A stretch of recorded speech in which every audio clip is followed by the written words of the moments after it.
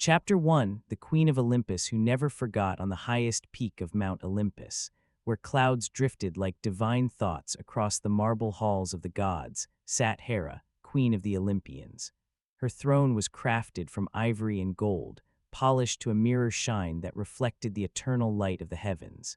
She wore a crown of stars and a robe woven from the finest silk of the East, dyed in the regal purple that only a true monarch could claim. In her hands she held a scepter topped with a cuckoo bird, a reminder of how she had won her husband Zeus through cleverness rather than force. Hera was the embodiment of dignity and authority. As the goddess of marriage, she presided over the sacred bonds that united mortals and immortals alike. Her presence commanded respect, her voice carried the weight of law, and her gaze could pierce through deception. She was lawful, orderly, and devoted to maintaining the proper structure of both divine and mortal society. Those who honored marriage and family found in her a powerful protector, while those who violated these sacred bonds faced her unyielding judgment. Yet beneath this regal exterior lay a heart that had been wounded countless times. For all her power as Queen of Olympus, Hera could not control the one thing that mattered most to her, the fidelity of her husband.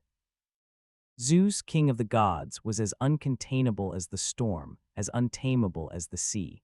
His desires roamed freely across the heavens and the earth, leaving a trail of broken vows and shattered trust in their wake. To understand Hera is to understand the paradox of her existence. She was simultaneously the most powerful woman in the cosmos and the most powerless in her own marriage. This contradiction shaped her character, fueling both her public authority and her private pain. In the Council of Gods, she spoke with authority that rivaled even Zeus himself. But in the chambers of their shared heart, she often found herself alone with her sorrows. What made these betrayals particularly devastating for Hera was not merely the physical infidelity, but the deeper violation of sacred trust. As the goddess who presided over marriage, Zeus's affairs were not just personal slights, but direct challenges to her divine domain. Each affair was a reminder that even the Queen of Olympus could not command loyalty in her own household. Each child born outside their union was a living testament to her husband's disregard for their vows. Unlike other deities who might respond to betrayal with immediate violence or dramatic displays of power, Hera's approach to revenge was more insidious. She possessed a memory that never faded, a patience that never waned, and a creativity in punishment that made her vengeance unforgettable. Her revenge was rarely swift or straightforward. It was methodical, indirect, and designed to inflict suffering that would last far longer than any physical wound. Hera understood that true punishment was not about causing pain, but about creating a legacy of suffering. She didn't just want to hurt those who wronged her. She wanted them to remember their transgressions for eternity. Her revenge was like a carefully woven tapestry, each thread placed with precision, creating a pattern of suffering that would unfold over years, decades, and sometimes generations. This unique approach to vengeance stemmed from her position as a goddess of order and law. Unlike Ares, who embodied the chaos of battle, or Hades, who ruled the finality of death, Hera's power lay in establishing and maintaining structures. Her revenge, therefore, was not about destruction, but about reordering the lives of her victims in ways that would perpetually remind them of their sins. As we journey through the stories of Hera's revenges, we must remember that we are witnessing the work of a deity who never forgot, never forgave, and never let go of a slight. Her memory was as eternal as the stars, her patience as deep as the ocean, and her creativity in punishment as boundless as the sky. She was the Queen of Olympus who ruled with dignity but punished with a precision that was both terrifying and, in its own way, masterful. In the quiet halls of Olympus, when the feasting was done and the other gods had retired to their chambers, Hera would often sit alone on her throne, her fingers tracing the patterns of ancient hurts in the marble beneath her. Her eyes would gaze out over the world below, watching, waiting, and remembering. For in the heart of the queen who never forgot, every betrayal was a debt that must eventually be paid, with interest calculated in suffering and measured in eternity. Chapter 2, Zeus, the storm that never stayed still in the pantheon of Greek gods. None commanded more power, respect, or fear than Zeus, the king of Olympus. With his thunderbolt in hand and his crown of lightning, he ruled the heavens with authority that none dared challenge openly. Yet for all his majesty and power, Zeus possessed a character flaw that would ripple through the cosmos like the tremors of an earthquake. He could not remain faithful to Hera, his queen and sister. Zeus was a storm that never stayed still, a force of nature whose desires roamed as freely as the winds. His affairs were legendary, spanning the realms of mortals, nymphs, goddesses, and even the occasional monster. Each conquest was a testament to his insatiable appetite and his disregard for the sacred vows he had sworn to Hera. From the high peaks of Mount Olympus to the hidden valleys of the mortal world, Zeus left a trail of broken hearts and broken promises. His methods of seduction were as varied as they were creative. Sometimes he appeared in his true divine form, overwhelming his chosen mortal with his radiance and power. Other times he employed deception, transforming himself into animals, birds, or even other deities to gain access to his desired conquest. He became a swan to Leda, a bull to Europa, a shower of gold to Danae, and an eagle to Ganymede. Each transformation was a new chapter in his endless pursuit of pleasure, each affair a new wound in Hera's heart. What made these betrayals particularly painful for Hera was not just their frequency, but their public nature. In the close-knit community of Olympus, secrets were hard to keep. The birth of each divine child outside their marriage was announced by the stars themselves, their divine nature impossible to conceal. Each new demigod hero who walked the earth was a living reminder of Zeus's infidelity, a monument to his broken promises. Hera could not punish Zeus directly, for the power dynamics of their relationship were fundamentally unbalanced. Despite being his queen and sister, Hera existed in a system where the male deity held ultimate authority. Zeus was not just her husband, he was her king, the ruler of all gods and mortals. To challenge him directly would be to risk not just her marriage, but her very position in the divine hierarchy. The ancient Greeks understood this imbalance well. Their myths reflected the patriarchal structures of their own society, where women, even powerful ones, operated within constraints set by men. Hera's situation mirrored that of mortal queens and noblewomen who had to navigate the politics of marriage while maintaining their dignity and influence. She could not openly defy Zeus without undermining the very foundation of her power. This powerlessness forced Hera to develop alternative strategies for expressing her anger and maintaining her authority. She chose silence when she wanted to scream, patience when she wanted immediate action, and indirect revenge when direct confrontation was impossible. Her power lay not in challenging Zeus's authority, but in manipulating the consequences of his actions. Hera's approach to dealing with Zeus's infidelity was multifaceted. In public, she maintained the dignity expected of a queen, standing by his side during councils and feasts, her face a mask of regal composure. In private, however, she unleashed her fury on those who had caught her husband's eye. She understood that while she could not control Zeus's actions, she could control the fate of his lovers and their children. This strategic approach to revenge allowed Hera to maintain her position while still expressing her anger. She was playing a long game, one that required patience, intelligence, and a deep understanding of power dynamics. By targeting Zeus's lovers and offspring rather than Zeus himself, she sent a clear message about the consequences of crossing her without directly challenging the king of gods. The imbalance of power in their marriage was not just personal but cosmic. Zeus represented the untamable forces of nature, storms, lightning, and thunder, while Hera embodied the structures that attempted to bring order to chaos, marriage, family, and social hierarchy. Their relationship mirrored the eternal struggle between chaos and order, with Zeus's wandering desires representing the unpredictable nature of the cosmos and Hera's responses, representing the attempt to impose meaning and structure on that chaos. In many ways, Zeus's infidelity was not just a personal failing, but a necessary aspect of his divine nature. As the god of the sky and weather, his character needed to reflect the changeable, sometimes violent and always powerful aspects of the heavens. His affairs with earth goddesses, nymphs, and mortal women symbolized the union of sky and earth, a fundamental cosmic principle that brought forth life and heroes. Yet this cosmic necessity did little to ease Hera's pain. For her, each affair was a betrayal not just of their marriage, but of the very principles she embodied. As the goddess of marriage, her divine domain was directly undermined by her husband's actions. This created a unique form of suffering. Her husband's infidelity was not just a personal slight, but a challenge to her divine authority. In the face of this power imbalance, Hera developed a remarkable resilience. She learned to work within the constraints of her position, using her intelligence, patience, and understanding of divine politics to maintain her authority. Her revenge became not just an expression of personal anger, but a means of reinforcing her divine domain.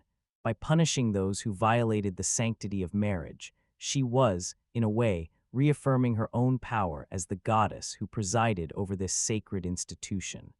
As we explore the stories of Hera's revenge, we must remember that they emerge from this context of power imbalance and strategic adaptation.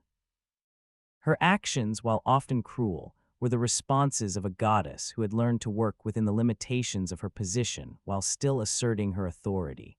She was the queen who could not control her king but could shape the world around him, creating consequences that echoed through eternity. In the grand tapestry of Greek mythology, Zeus and Hera represent the eternal dance between power and constraint, freedom and responsibility, desire and duty. Their marriage, with all its conflicts and complexities, reflects the human struggle to balance these opposing forces. And in this struggle, Hera emerges as a figure of remarkable complexity, a goddess who transformed her powerlessness into strategy, her pain into purpose, and her wounds into a legacy of unforgettable revenge. Chapter 3: Revenge Without Blood. Hera's preferred weapon in the realm of divine justice. Few deities mastered the art of punishment as thoroughly as Hera. While other gods might respond to slights with immediate violence or dramatic displays of power, Hera's approach to revenge was more subtle, more insidious, and ultimately more enduring. She understood a fundamental truth about punishment: death is often a mercy, while suffering can last an eternity. Hera rarely killed her victims. Instead, she preferred punishments that would continue long after the initial transgression had been forgotten. Her weapons were not swords or thunderbolts, but humiliation, isolation, madness, and lifelong suffering. She crafted punishments that were tailored to each victim's specific fears, desires, and vulnerabilities, creating a personalized hell that would serve as a perpetual reminder of their sins. This approach to revenge reveals a sophisticated understanding of human and divine psychology. Hera recognized that physical pain, while intense, is often fleeting.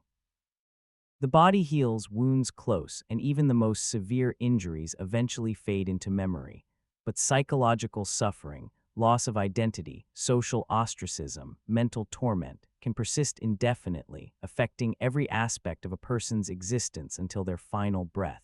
Consider the case of Io, whom Zeus transformed into a cow to hide her from Hera's wrath.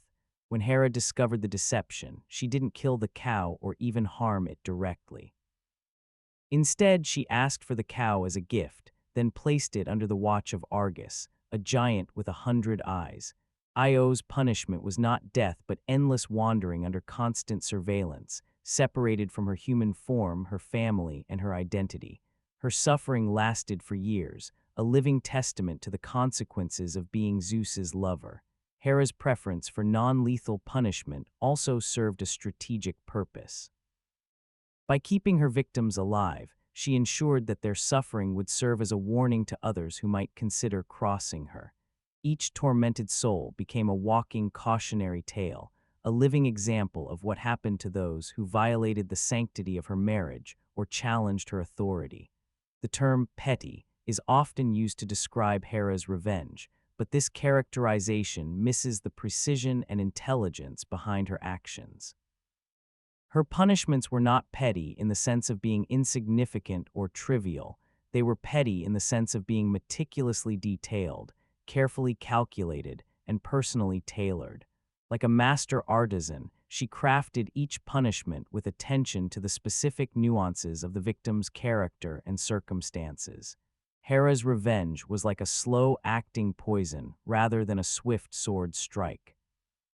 It began subtly, often with a small inconvenience or humiliation that would gradually escalate into a lifetime of suffering. This gradual approach allowed her victims to fully appreciate the connection between their actions and their punishment, creating a continuous loop of guilt and torment. Another aspect of Hera's approach to revenge was its public nature. She understood that shame and humiliation were powerful tools in a society that valued honor and reputation. By punishing her victims in ways that were visible to others, she not only inflicted personal suffering but also social isolation.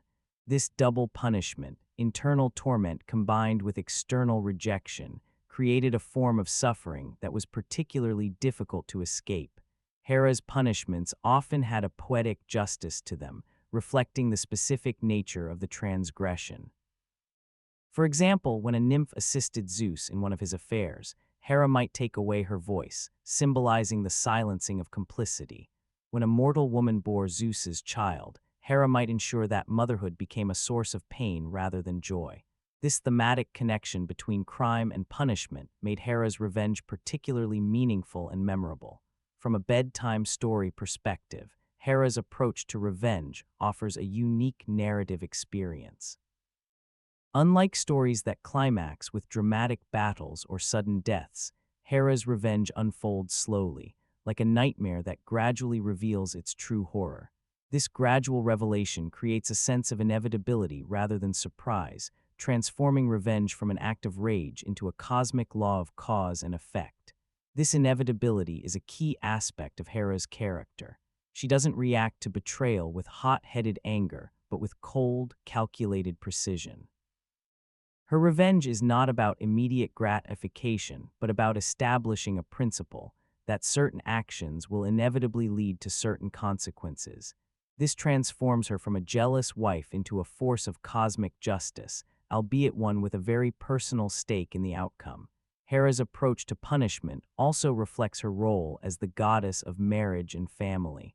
She doesn't just punish individuals, she protects the institution she represents.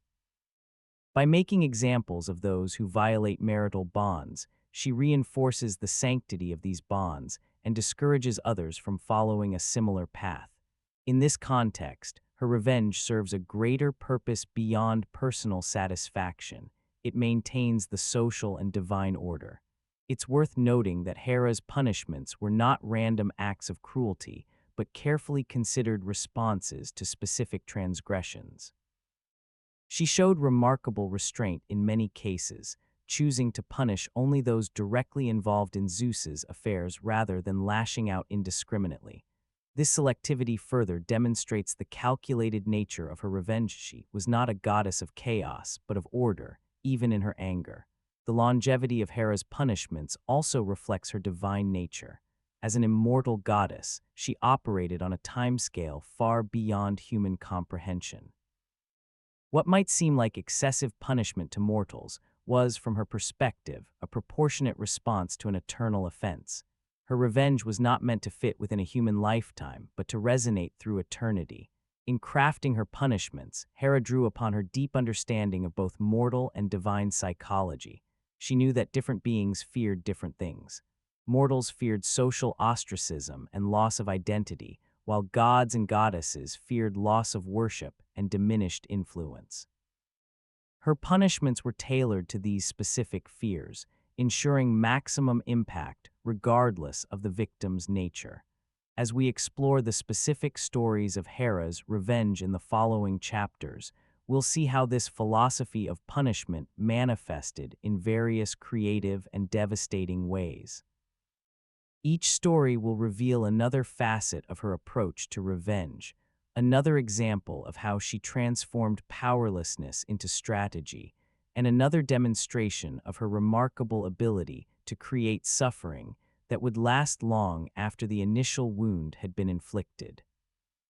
In the quiet hours before sleep, when the world settles into stillness, these stories of Hera's revenge serve as a reminder that the most effective punishments are not those that end with death, but those that continue living in the minds and hearts of those who have transgressed. They teach us that revenge, when crafted with precision and patience, can become a form of art, a dark masterpiece of suffering that serves as both personal catharsis and cosmic warning. Chapter 4, Io. The woman turned into a wandering cow in the fertile valleys of Argus. There lived a maiden of such breathtaking beauty that even the gods took notice.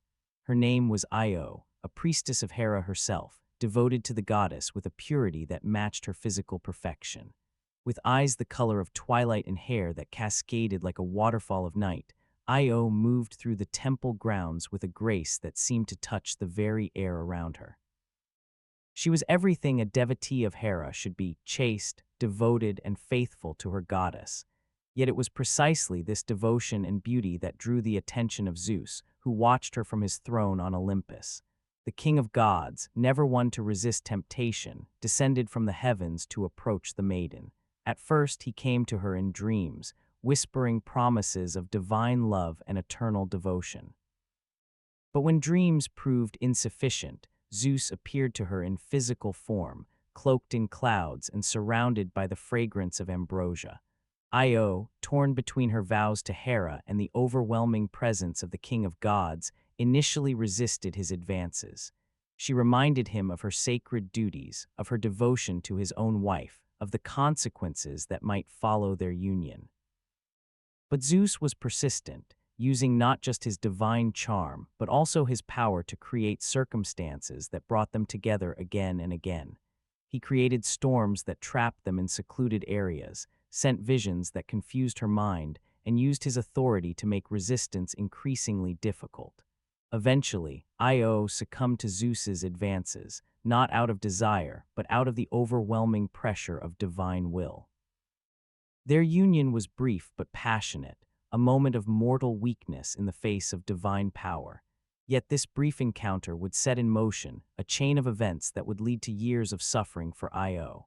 Hera, with her uncanny ability to sense her husband's infidelities, soon became aware of what had transpired in Argus. The air itself seemed to carry the scent of betrayal, and the normally harmonious atmosphere of Olympus grew tense with her silent anger. But rather than confronting Zeus directly, an act she knew would be futile, Hera chose to investigate the matter herself. As Zeus sensed his wife's approach, panic seized him. In that moment of divine fear, he made a decision that would seal Io's fate. He transformed the beautiful maiden into a white cow. The transformation was instantaneous and complete. Io's human form vanished, replaced by that of a pristine white heifer, her eyes still holding the spark of human consciousness and fear.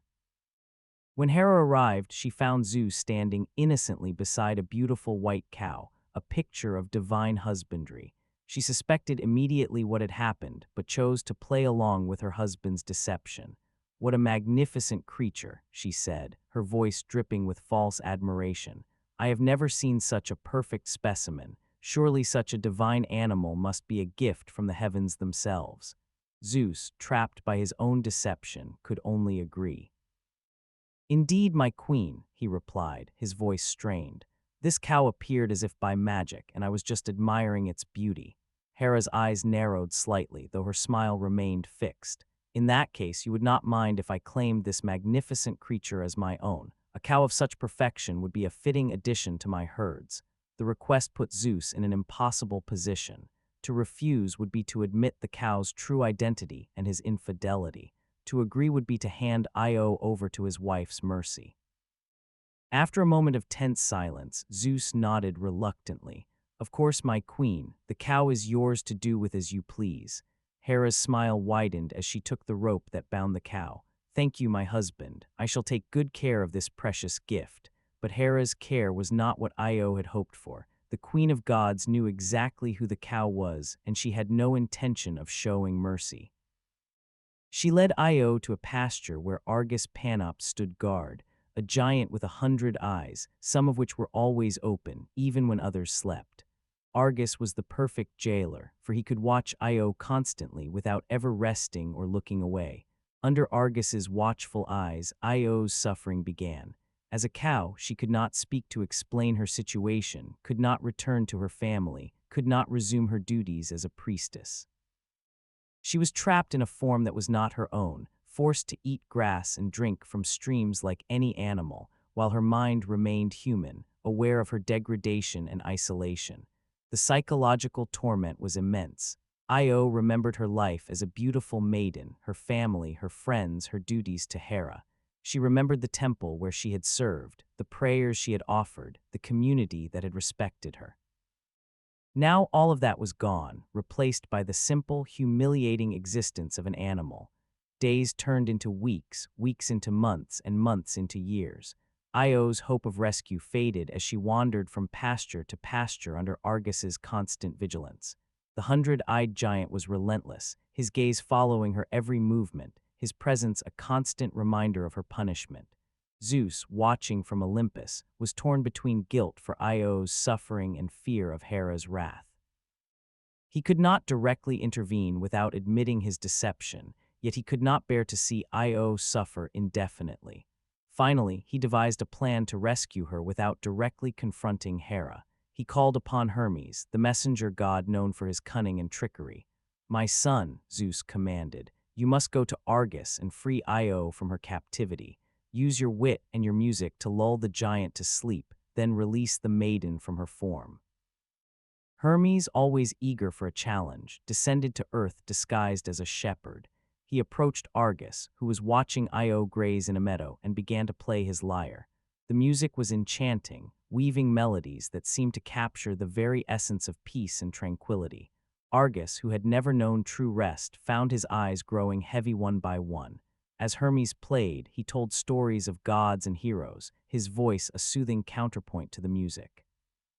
One by one, Argus's eyes closed, until finally all 100 had succumbed to sleep. Seeing his opportunity, Hermes struck with a swift blow of his sword, ending the giant's life and freeing Io from her watchful jailer. But Hera's revenge was not so easily thwarted. As soon as she learned of Argus's death, she sent a gadfly to torment Io. This tiny creature became a constant source of suffering, biting and stinging the cow wherever she went. The pain was relentless, driving Io to wander far from her homeland in search of relief. Thus began Io's endless wandering. She traveled from Greece to Egypt, from the shores of the Mediterranean to the banks of the Nile. The gadfly pursued her relentlessly, its stings a constant reminder of Hera's wrath. Along the way, she encountered various landmarks that would later be named after her journey: the Ionian Sea, the Bosphorus, meaning cow ford, and the city of Byzantium. During her travels, Io eventually reached Egypt, where the gods were more merciful. There, Zeus finally intervened more directly, restoring her human form and allowing her to give birth to their son, Epaphus. But even this relief was temporary, for Hera's influence extended even to Egypt. She arranged for Epaphus to be kidnapped, forcing Io to search for her child once more.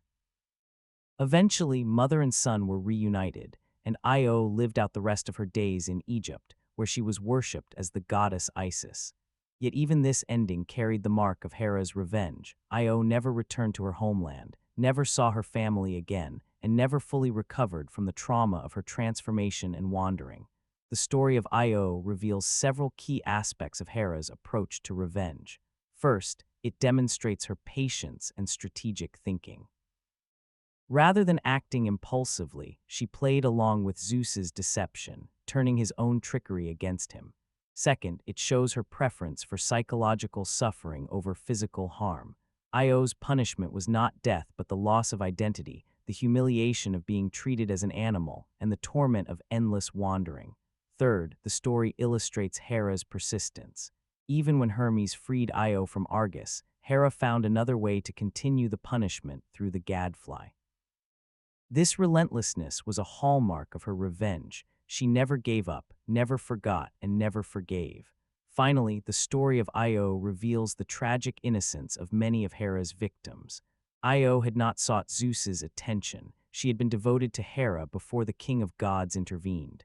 Yet in Hera's eyes, this devotion was irrelevant. Anyone involved in Zeus's infidelity, willing or not, became a target of her wrath.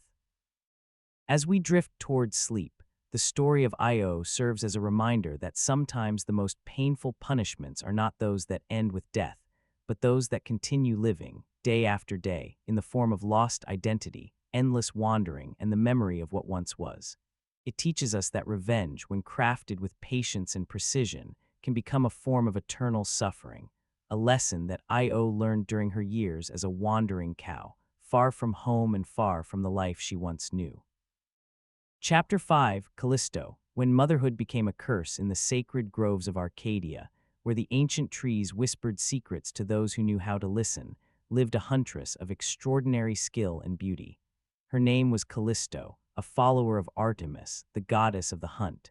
With arms strong from drawing her bow and legs swift from chasing prey through the forest, Callisto embodied the wild independence that Artemis prized in her followers. She had sworn an oath of chastity, dedicating her life to the hunt and to the service of her goddess. Callisto moved through the forest with a natural grace that seemed to make the animals themselves pause in admiration. Her eyes were sharp as an eagle's, her aim true as an arrow's flight, and her spirit as untamed as the wilderness she called home. Among Artemis's retinue of huntresses, she was respected not just for her skill, but for her unwavering devotion to the oath she had sworn. Zeus, ever watchful for beauty that might catch his eye, observed Callisto from his vantage point on Olympus. He was captivated not just by her physical appearance, but by her fierce independence and devotion to Artemis. This devotion, which should have made her untouchable, instead made her a challenge, a prize that would be all the more satisfying to obtain. For weeks, Zeus watched Callisto from afar, studying her habits, her routines, her relationships with the other huntresses. He learned that she often strayed from the group during the heat of the day, seeking solitude in a secluded meadow where a small stream provided cool relief from the summer sun. He noted her vulnerability in these moments of rest, when her guard was down and her thoughts drifted with the clouds above. Armed with this knowledge, Zeus devised a plan that would allow him to approach Callisto without arousing suspicion. He transformed himself into the likeness of Artemis, adopting not just the goddess's appearance but her mannerisms, her voice, her very essence. This deception was more than just physical. It was a complete embodiment of Artemis's divine presence, so convincing that even those closest to the goddess might be fooled. One afternoon, as Callisto rested in her secluded meadow, she heard the familiar sound of footsteps approaching. Opening her eyes, she saw Artemis standing before her, a gentle smile on the goddess's face. "My faithful huntress," said the disguised Zeus, his voice perfectly mimicking Artemis's melodious tones, "I have come to check on you. The hunt has been long today, and I wish to ensure you had not overexerted yourself." Callisto immediately rose to her feet, her heart swelling with pride at this personal attention from her goddess.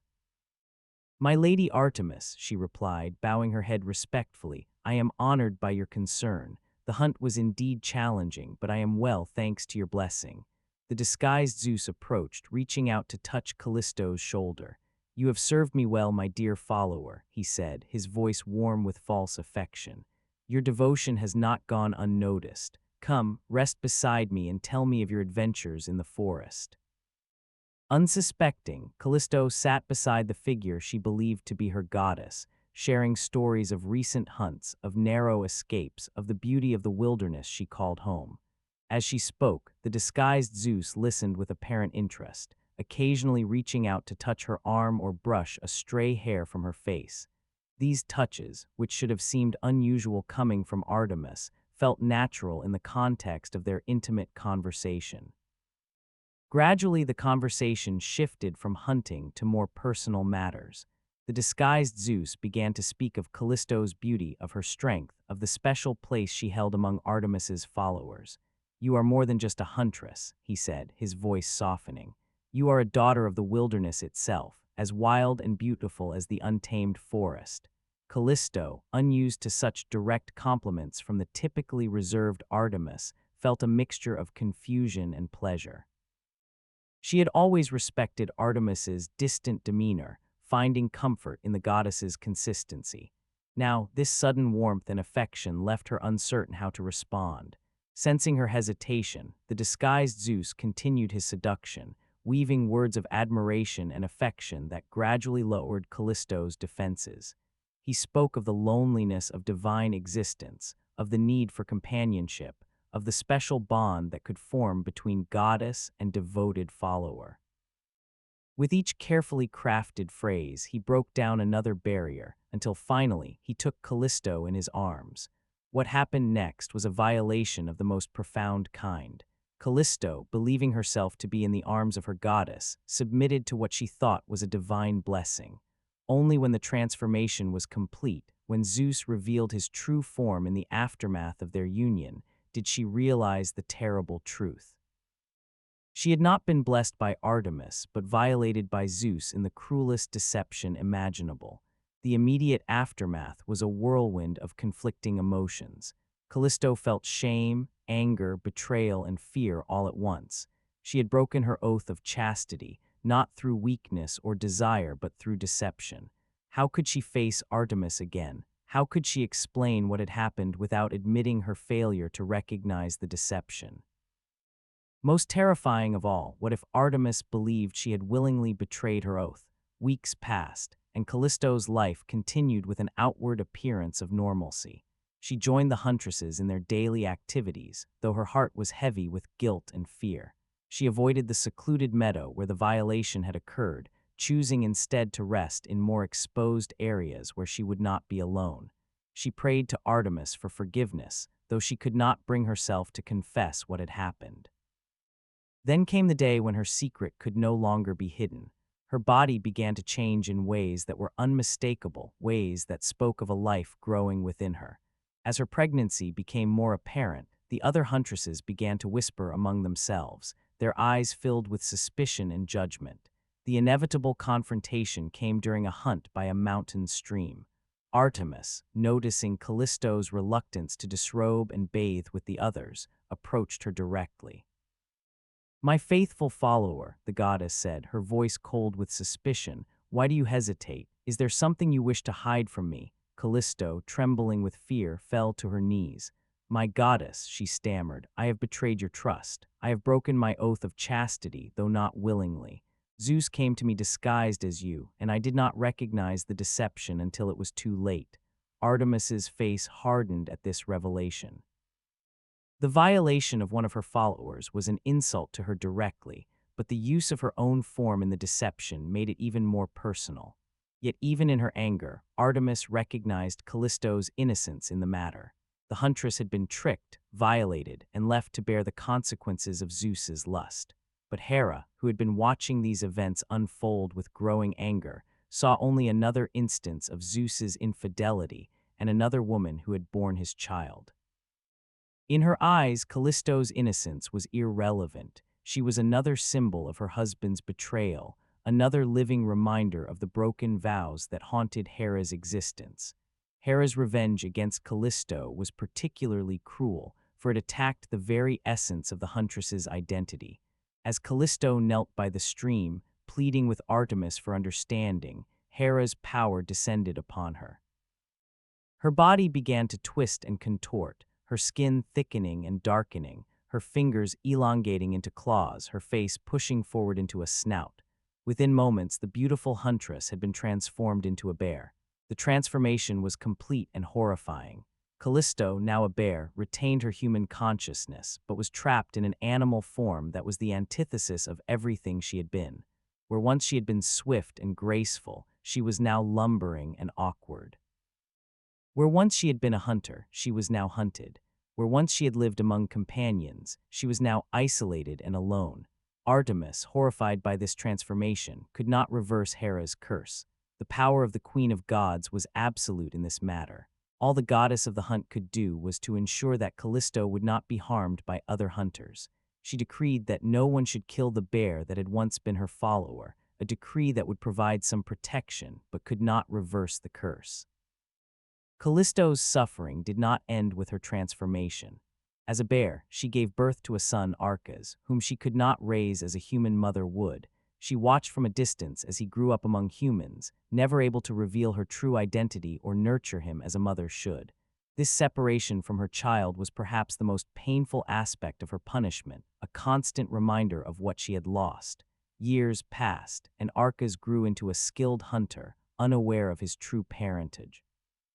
One day, while hunting in the forest, he encountered the bear that was his mother. Callisto, recognizing her son, approached him cautiously, hoping to somehow communicate her identity, but Arcas saw only a dangerous animal and prepared to shoot his arrow. Zeus, watching from Olympus, could not bear to see this tragedy unfold. He intervened at the last moment, transforming both mother and son into constellations, Callisto into Ursa Major the Great Bear, and Arcas into Ursa Minor the Little Bear. This act of mercy was also a form of eternal punishment, for it placed them in the heavens forever visible but eternally separated, never able to touch or communicate. Hera, furious at this intervention, found another way to continue her revenge. She went to Thetis, the sea goddess, and convinced her to forbid the constellations from ever dipping below the horizon. This is why, according to Greek mythology, the bear constellations are circumpolar. They circle the pole without ever setting, forever visible but forever trapped in the sky. The story of Callisto reveals several key aspects of Hera's approach to revenge. First, it demonstrates her indifference to innocence. Callisto had not willingly participated in Zeus's infidelity. She had been tricked and violated. Yet in Hera's eyes, she was still guilty by association, another target for her wrath. Second, the story shows Hera's preference for punishments that attack the victim's identity. Callisto was a huntress, a follower of Artemis, a woman who prided herself on her independence and skill. By transforming her into a bear, Hera destroyed everything that made Callisto who she was, replacing it with the antithesis of her former self. Third, the story illustrates Hera's persistence. Even when Zeus intervened to save Callisto and Arcas from further tragedy, Hera found another way to continue her punishment by ensuring their eternal separation in the heavens. This relentlessness was characteristic of her approach to revenge. She never gave up, never forgot, and never forgave. Finally, the story of Callisto reveals the tragic dimensions of Hera's revenge. The transformation of a beautiful huntress into a bear, the separation of mother and child, the eternal visibility but eternal isolation in the heavens. These elements combine to create a punishment that is both creative and cruel, both poetic and painful. As we drift toward sleep, the story of Callisto serves as a reminder that sometimes the most painful punishments are those that attack our very identity, that transform us into something we never intended to be. It teaches us that revenge, when crafted with creativity and persistence, can become a form of eternal suffering, a lesson that Callisto learned as she wanders the night sky, forever visible but forever distant from the sun she could not raise and the life she once lived. Chapter 6, Semele, curiosity that burned alive in the city of Thebes, where the walls were said to have been built by the music of Amphion's lyre, lived a princess of such beauty that even the gods took notice. Her name was Semele, daughter of Cadmus, founder of Thebes, and Harmonia, goddess of harmony. With eyes that sparkled like the stars and hair that cascaded like liquid gold, Semele moved through the palace halls with a grace that seemed to make the very air around her shimmer. Semele's beauty was not merely physical, it radiated from within, a combination of confidence, intelligence, and a curiosity about the world that set her apart from other princesses. She asked questions that others never thought to ask, sought answers in places others never thought to look, and possessed a thirst for knowledge that could not be quenched by simple answers. It was this combination of beauty and curiosity that first drew Zeus's attention. The king of gods, who had seen countless mortal women, found something uniquely captivating in Semele, not just her physical appearance but her mind, her spirit, her insatiable desire to understand the mysteries of the universe. Zeus approached Semele not with thunder and lightning, but with whispers in the night, with dreams that revealed glimpses of divine truth, with visions that promised knowledge beyond mortal comprehension. He appeared to her not in his true form, That would be too overwhelming for a mortal to behold, but as a handsome mortal prince claiming to be a traveler from a distant land. Semele, though initially cautious, found herself drawn to this mysterious visitor. He spoke of places she had never seen, of concepts she had never considered, of truths that seemed to resonate with something deep within her soul. Their conversations lasted long into the night, exploring everything from the nature of the stars to the meaning of life itself. What Semele didn't realize was that these conversations were not just intellectual exchanges, but courtship rituals.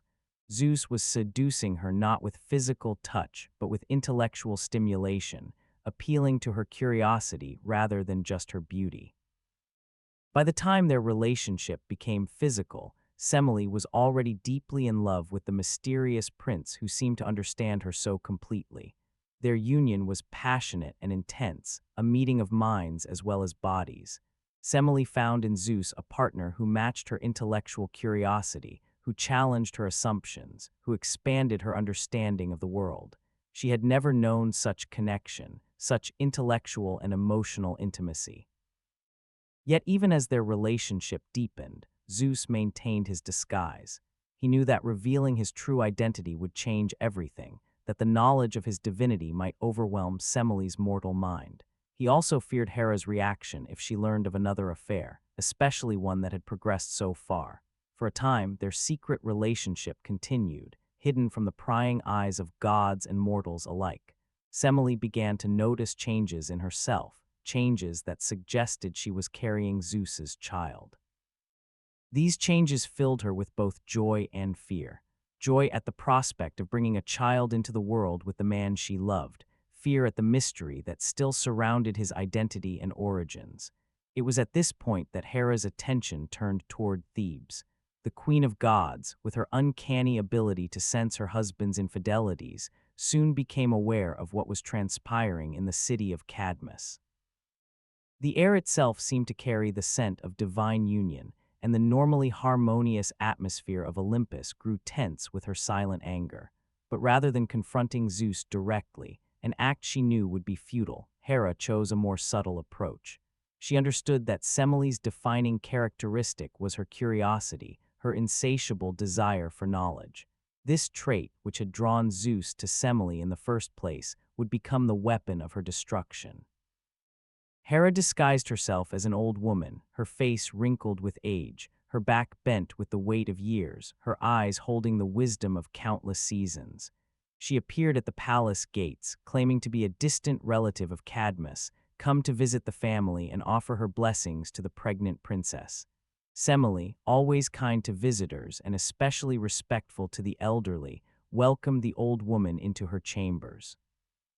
They sat together, sharing stories of the family, of Thebes, of the changes that had occurred over the years. The disguised Hera listened patiently, asking thoughtful questions that revealed her apparent wisdom and understanding. As their conversation progressed, the disguised Hera gradually shifted the topic to Semele's relationship with her mysterious lover. "You seem very happy with this prince," she said, her voice gentle with feigned concern. "But I wonder, do you truly know who he is? Do you know his family, his origins, his true nature?" Semele hesitated, a flicker of uncertainty crossing her face. "He has told me much about himself," she replied, "though some aspects of his past remain mysterious." The disguised Hera nodded knowingly. "Mysterious pasts can be dangerous things, my dear. Many men hide their true identities, especially when they have something to hide. How can you be sure this prince is who he claims to be? How can you be sure he is not already married to someone else?" These words planted the first seeds of doubt in Semele's mind. She had never questioned Zeus's identity, never doubted his sincerity. But now, faced with the apparent wisdom of this old woman, she began to wonder. Why had he been so secretive about his past? Why had he never introduced her to his family? Sensing her uncertainty, the disguised Hera continued her subtle manipulation. "A true lover would have no reason to hide his identity from you," she said, her voice filled with false sympathy. "A true lover would want to share everything with you, to reveal his true nature, to prove his love by showing you exactly who he is." The disguised Hera paused, letting her words sink in before delivering her final, devastating suggestion. If you truly want to know his identity, if you truly want to test his love, ask him to reveal himself to you in his true form. A god would grant such a request to prove his divinity. A mortal would have no such form to reveal. This suggestion struck at the very heart of Semele's curiosity. The idea of seeing her lover's true form, of understanding his true nature, was irresistible. It appealed to her intellectual curiosity, her desire for knowledge, her need to understand the mysteries that surrounded her. Later that night, when Zeus appeared to her in his disguised form, Semele decided to test his love. "My dearest," she said, her voice trembling with a mixture of fear and anticipation, "I have a request to make of you. I want you to prove your love for me by revealing yourself in your true form." Zeus immediately recognized the danger of this request. He knew that no mortal could behold his true divine form and survive. The radiance, the power, the sheer intensity of his godhood would overwhelm and destroy a mortal's fragile form. He tried to dissuade her, offering alternative proofs of his love, gifts, promises, declarations of devotion. But Semele, her curiosity now fueled by Hera's manipulation, was insistent. "If you truly love me," she argued, "you would grant me this request. If you are who I believe you are, you would have nothing to hide." Trapped by his own deception and Semele's insistence, Zeus finally agreed. "As you wish," he said, his voice heavy with foreboding. "But know that what you ask may have consequences beyond your understanding." Zeus retreated to Mount Olympus, where he prepared himself for the devastating revelation. He knew that even his diminished form would be overwhelming for a mortal, but he had given his word, and the gods, for all their flaws, were bound by their promises. When Zeus returned to Semele's chambers, he appeared not as a mortal prince, but in a form that approached his true divinity. The air itself seemed to crackle with electricity as his radiance filled the room. The walls of the palace trembled, the floor shook, and the very atmosphere burned with divine intensity. Semele, at first awed by this revelation, soon found herself overwhelmed by the power she had unleashed. The divine fire that surrounded Zeus began to consume her mortal form, burning her from within and without. She tried to scream, but the sound caught in her throat as the divine energy vaporized her mortal flesh. Zeus, seeing what was happening, tried to save her, but it was too late. The divine fire had already done its work, reducing Semele to ashes in moments. All that remained of the beautiful princess was a pile of smoldering remains and the unborn child within her. In a final act of desperate rescue, Zeus retrieved the unborn fetus from Semele's ashes and sewed it into his own thigh, where it would gestate until ready to be born. This child would become Dionysus, the god of wine and revelry, but that is a story for another time. Hera's revenge against Semele was particularly cruel, for it used the princess's own curiosity against her. Semele's defining trait, her insatiable desire for knowledge, became the very instrument of her destruction. The Queen of Gods didn't need to physically harm Semele. She simply planted a seed of doubt that grew into a fatal curiosity. This approach to revenge reveals several key aspects of Hera's character and methods. First, it demonstrates her understanding of human psychology. She recognized that Semele's curiosity was her greatest strength and her greatest vulnerability. By appealing to this trait, she ensured that Semele would essentially bring about her own destruction. Second, the story shows Hera's preference for indirect methods of revenge. Rather than confronting Zeus or Semele directly, she disguised herself as an old woman and used words rather than weapons to achieve her goal. This indirect approach allowed her to maintain plausible deniability while still achieving her desired outcome. Third, the story illustrates Hera's creativity in punishment. Death by divine fire was not just a physical destruction, but a symbolic one. Semele, who sought knowledge of divine truth, was consumed by that very truth. The punishment was thematically connected to the crime, creating a poetic justice that was characteristic of Hera's approach to revenge. Finally, the story of Semele reveals the tragic dimensions of Hera's wrath. The princess was not just another of Zeus's conquests, but a woman genuinely in love, whose only fault was wanting to know the true identity of her lover. Yet in Hera's eyes, this curiosity made her guilty, deserving of a punishment that was as cruel as it was creative. As we drift toward sleep, the story of Semele serves as a reminder that sometimes the most dangerous weapons are not swords or thunderbolts, but words that plant seeds of doubt in fertile minds. It teaches us that curiosity, while generally a virtue, can become a vulnerability when exploited by those who understand our desires and fears. Most importantly, it reminds us that some truths are too overwhelming for mortal minds to bear, a lesson that Semele learned too late, as she was consumed by the divine fire she so desperately sought to understand. Chapter 7, Leto, a pregnant goddess with no place to rest in the vast expanse of the cosmos, where gods and goddesses moved through realms beyond mortal comprehension, there lived a deity of gentle beauty and quiet strength. Her name was Leto, daughter of the Titans Coeus and Phoebe, sister of Asteria. She was not among the most powerful of the Olympians, but she possessed a grace and dignity that commanded respect even from the mightiest gods. Leto's beauty was subtle rather than striking, a combination of soft features and a serene presence that seemed to calm the very air around her. She moved through the halls of Olympus with a quiet confidence, her steps measured and deliberate, her gaze thoughtful and introspective. Unlike many of the other goddesses, she did not seek attention or admiration. She was content to exist in the background, observing and appreciating the cosmic dance of divine existence. It was this quiet dignity that first drew Zeus's attention. The king of gods, who was accustomed to the more overt charms of goddesses and mortal women, found something refreshingly different in Leto's subtle beauty and reserved demeanor. He approached her not with thunder and lightning, but with gentle conversation, with shared moments of quiet contemplation, with a respect for her nature that was unusual for the typically assertive god. Their relationship developed slowly, naturally, without the drama and deception that characterized many of Zeus's other affairs.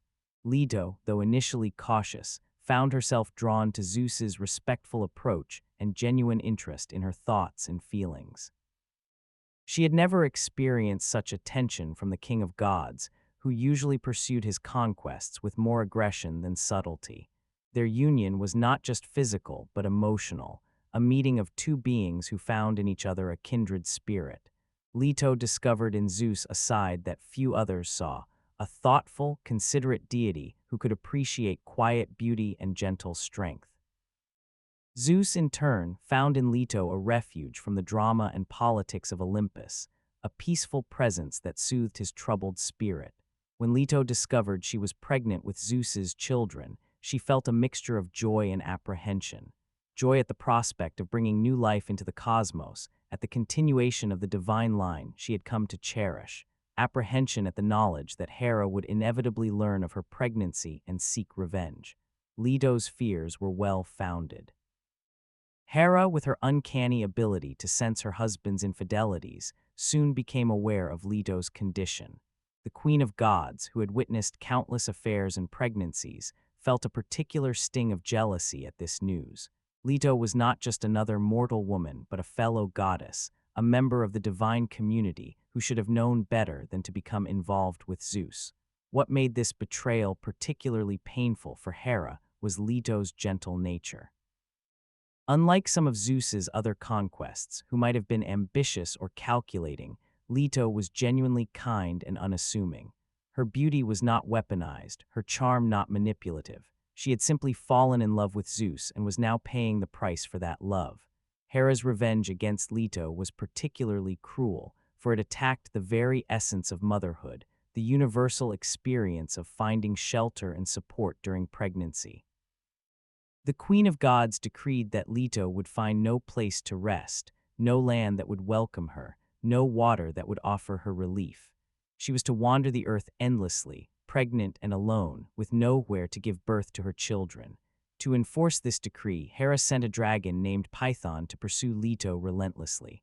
This monstrous creature, with scales as hard as armor and eyes that glowed with malevolent fire, became Leto's constant tormentor. Wherever she went, Python followed, his presence a constant reminder of Hera's wrath. Leto's wandering began in the realms of the gods, but even there she found no refuge. The other deities, fearing Hera's anger, turned her away at every turn. Olympus, which should have been her home as a goddess, became as hostile to her as the mortal realms below. Forced to descend to the earth, Leto sought shelter among mortals, but here too she found no welcome. Hera's influence extended even to the human realm, and no king or commoner dared to offer her sanctuary. The decree was absolute. No land under Hera's domain would provide Leto with a place to rest. Leto's journey took her across the known world and beyond. She walked through barren deserts where the sun beat down mercilessly, through dense forests where the trees seemed to close in around her, through mountains where the winds howled with Hera's anger. She crossed rivers that parted to deny her passage, through valleys that echoed with the sound of her own footsteps. Throughout this endless wandering, Leto remained pregnant, her belly growing heavier with each passing day. The physical discomfort was immense. Her back ached from constant walking, her feet swelled from never resting, her body strained from the weight of the divine children within her. But the psychological torment was even greater. The isolation, the rejection, the constant fear of Python's pursuit, these elements combined to create a form of suffering that was both physical and emotional. As the time of birth approached, Leto's desperation grew. She could feel the children stirring within her, ready to enter the world, but she had nowhere to lie down, nowhere to push, nowhere to bring them into the light of day. The thought of giving birth on the open road, exposed to the elements and to Python's relentless pursuit, was terrifying. In her darkest moments, Leto questioned whether her love for Zeus had been worth this suffering. She remembered their gentle conversations, their shared moments of quiet contemplation, the genuine connection they had formed. But those memories seemed distant now, overshadowed by the reality of her current situation. It was at this point of desperation that Leto encountered a small, floating island in the Aegean Sea. This island, which was not attached to the seabed and therefore not technically land in Hera's decree, offered a potential refuge. Its name was Delos, and though it was little more than a barren rock, it was the only place that had not rejected her. Leto approached Delos cautiously, half expecting it to drift away as she drew near. But the island remained stationary, as if sensing her desperate need. As she stepped onto its shores, she felt a sense of relief she had not experienced in months. Here at last was a place where she might rest, where she might give birth to her children. But even this small refuge was not without its challenges. Delos was a barren island with no resources, no shelter, no comfort. Leto would have to give birth exposed to the elements, with nothing but the rocky ground beneath her. Still, it was better than continuing her endless wandering. As Leto prepared to give birth, Hera made one final attempt to prevent it. She sent Iris, the messenger goddess, to delay the birth by keeping Eileithyia, the goddess of childbirth, away from Delos. Without Eileithyia's assistance, the birth could not proceed, and Leto would remain in labor indefinitely. The other gods, watching from Olympus, took pity on Leto. They knew that her suffering had gone on long enough, that she had endured more than any goddess should have to bear. They sent a bribe of a golden necklace to Iris, convincing her to abandon her task and allow Eileithyia to proceed to Delos. With Eileithyia's arrival, the birth could finally commence. Leto, exhausted from her months of wandering, strained with the effort of bringing her children into the world. First came Artemis, who emerged so easily that she immediately turned to assist with the birth of her twin brother. Then came Apollo, radiant and divine even in his first moments of life. The birth of these two powerful deities transformed Delos from a barren rock into a sacred island. Flowers bloomed where Leto had lain, springs emerged from the rocky ground, and the island itself became fixed in place, no longer floating aimlessly but anchored as a holy site. Leto's suffering did not end with the birth of her children.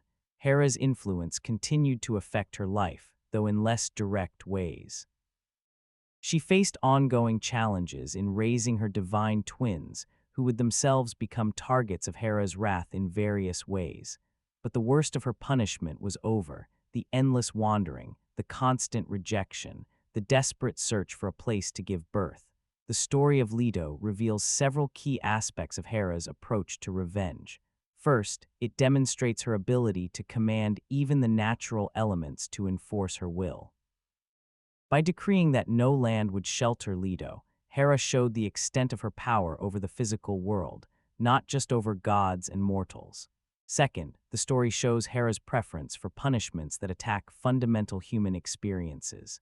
Motherhood, with its need for shelter and support, is a universal experience that transcends even divine boundaries. By denying Leto this basic necessity, Hera created a punishment that was particularly cruel and relatable. Third, the story illustrates Hera's persistence. Even when Leto finally found a potential refuge in Delos, Hera attempted to prevent the birth by delaying Eileithyia. This relentlessness was characteristic of her approach to revenge. She never gave up, never forgot, and never forgave. Finally, the story of Leto reveals the tragic dimensions of Hera's wrath. Leto was not just another of Zeus's conquests, but a gentle goddess who had fallen in love and was now paying the price for that love. Her punishment was not just physical but psychological, designed to isolate her from both divine and mortal communities. As we drift towards sleep, the story of Leto serves as a reminder that sometimes the most painful punishments are those that deny us basic human needs and comforts. It teaches us that isolation and rejection can be more devastating than physical harm, that the denial of shelter and support during times of vulnerability can create wounds that last long after the physical suffering has ended. Most importantly, it reminds us that even in our darkest moments, when all seems lost, there may be a small island of hope waiting for us. A lesson that Leto learned when she finally found refuge on the floating rock of Delos and brought forth two of the most beloved deities in the Greek pantheon. Chapter 8, Artemis and Apollo.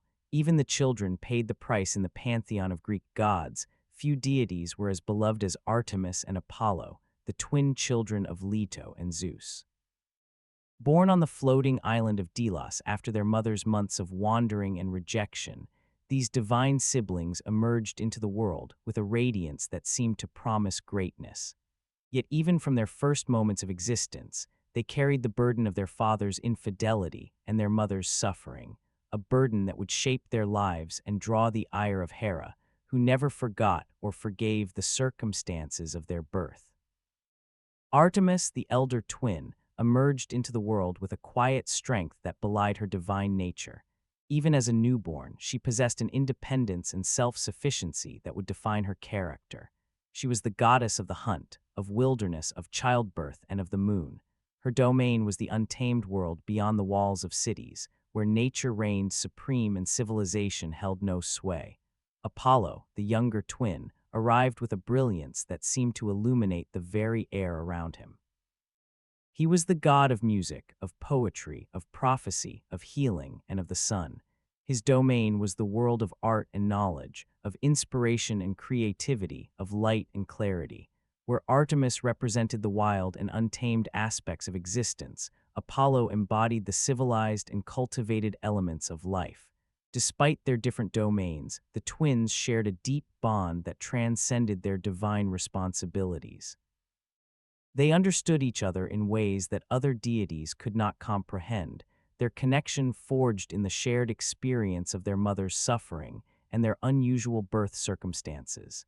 This bond would sustain them through the many challenges they would face, challenges that often originated from Hera's lingering resentment. Hera's hatred for Artemis and Apollo was not immediate or overt. Unlike some of Zeus's other children, who faced Hera's wrath from their earliest moments, the twins initially enjoyed a period of relative peace. This delay was not due to any mercy on Hera's part, but rather to the complexity of her feelings toward them. On one hand, they were living reminders of Zeus's infidelity with Leto. On the other hand, they were powerful deities in their own right, deserving of the respect due to their divine status.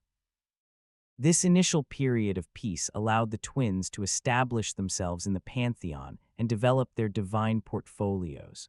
Artemis claimed the wilderness as her domain, gathering around her a retinue of huntresses who, like her, had sworn oaths of chastity. She became the protector of young girls, the guardian of wilderness, and the patron of childbirth, a role that was particularly ironic given her own virgin status. Apollo, meanwhile, established his oracle at Delphi, where mortals would come to seek wisdom and prophecy. He became the master of the lyre, whose music could charm even the gods themselves. He claimed the sun as his symbol, driving his chariot across the sky each day, bringing light and warmth to the world below. As the twins grew in power and influence, Hera's resentment began to manifest in subtle ways. She couldn't attack them directly. They were too powerful, too respected, too firmly established in the divine hierarchy. Instead, she used indirect methods, creating obstacles and challenges that would test their patience, their wisdom, and their divine authority. One of Hera's first acts of revenge against the twins was to encourage the creation of alternative oracles and sanctuaries that would compete with Apollo's Delphi. She supported the establishment of other prophetic sites, each claiming divine inspiration and seeking to draw away worshippers from Apollo's sanctuary. This competition wasn't just about reducing Apollo's influence, but about undermining his authority as the primary source of divine wisdom. Hera also targeted Artemis's domain by encouraging the expansion of civilization into wilderness areas. She supported city-building projects, agricultural developments, and other initiatives that would encroach on the natural world that Artemis held sacred. This encroachment was a direct challenge to Artemis's authority and a subtle way of diminishing her domain. Another aspect of Hera's revenge was to foster rivalries and conflicts between the twins and other deities. She subtly encouraged tensions between Apollo and other gods, particularly those associated with knowledge and wisdom. She manipulated situations that would put Artemis in conflict with deities whose domains overlapped with hers, particularly those associated with the taming of nature. These indirect methods of revenge were particularly effective because they were difficult to trace back to Hera. The twins could not accuse the Queen of Gods directly, as her actions could always be explained as natural developments or the initiatives of other deities. This plausible deniability allowed Hera to maintain her regal dignity while still expressing her resentment. As the twins matured, Hera's revenge became more personal and targeted. One notable example was the story of the Neobids, the children of Niobe, Queen of Thebes. Niobe, proud of her numerous children, dared to compare herself favorably to Leto, claiming that she was superior because she had given birth to more children. This hubris, which was an insult to Leto and by extension to Artemis and Apollo, drew the twins' wrath. Artemis and Apollo responded by killing all of Neobid's children, an act of vengeance that was both swift and brutal. While this act seemed to be an expression of the twins' anger, it was actually orchestrated by Hera, who had planted the seeds of Niobe's hubris and encouraged her to make the fatal comparison. The result was not just the punishment of Niobe, but the tainting of Artemis and Apollo's reputations, making them appear cruel and unforgiving. Another example of Hera's indirect revenge was the story of the Python, the giant serpent that Apollo killed at Delphi. According to the myth, the Python was sent by Hera to pursue Leto during her wandering, making it an enemy of Apollo even before his birth. By killing the Python, Apollo was not just establishing his authority at Delphi, but unknowingly avenging his mother's suffering, a suffering that had been caused by Hera. Hera also targeted the twins' relationships with mortals, particularly those who showed special devotion to them. She would create situations that tested these relationships, often leading to tragedy for the mortal involved. For example, she encouraged the story of Orion, a giant hunter who became Artemis's companion and was eventually killed either by Artemis herself, accidentally, in some versions, or by Apollo, who feared Artemis might fall in love with him. While the details vary, Hera's influence in creating these tragic outcomes is a consistent element in many versions of the myths. Perhaps the most insidious aspect of Hera's revenge against the twins was her influence on their perceptions of themselves and each other. She subtly encouraged doubts and insecurities, making them question their divine authority, their relationships with each other, and their place in the pantheon. These psychological attacks were particularly damaging because they were internal, making the twins their own tormentors.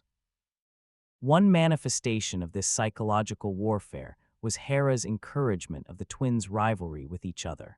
While they were generally supportive of each other, Hera would occasionally amplify their differences and disagreements, turning minor conflicts into major divisions. These divisions weakened their united front and made them more vulnerable to other forms of attack. Hera's revenge against Artemis and Apollo extended over centuries, adapting as the twins grew in power and influence. She was patient, persistent, and creative in her approach, always finding new ways to express her resentment without directly confronting them. This long-term approach was characteristic of her style of revenge, slow, indirect, and unforgettable. The story of Artemis and Apollo reveals several key aspects of Hera's approach to revenge. First, it demonstrates her patience and strategic thinking. Rather than attacking the twins immediately, she waited until they were established in the pantheon, then began her campaign of subtle revenge. This delayed approach made her actions more difficult to detect and counter. Second, the story shows Hera's preference for indirect methods of revenge. Rather than confronting the twins directly, she used third parties, created rivalries, and manipulated situations to achieve her goals.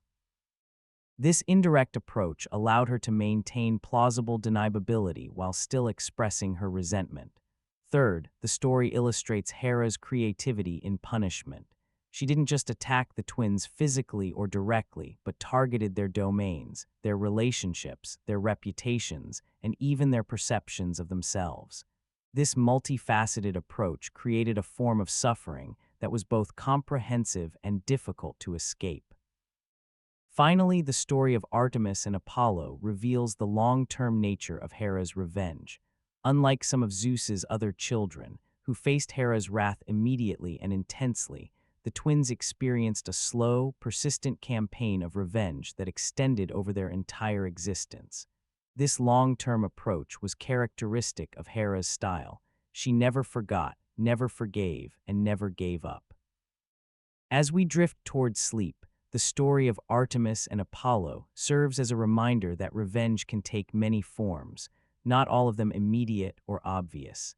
It teaches us that the most effective revenge might be the slow, persistent kind that wears down its target over time, creating obstacles and challenges that gradually erode confidence and authority.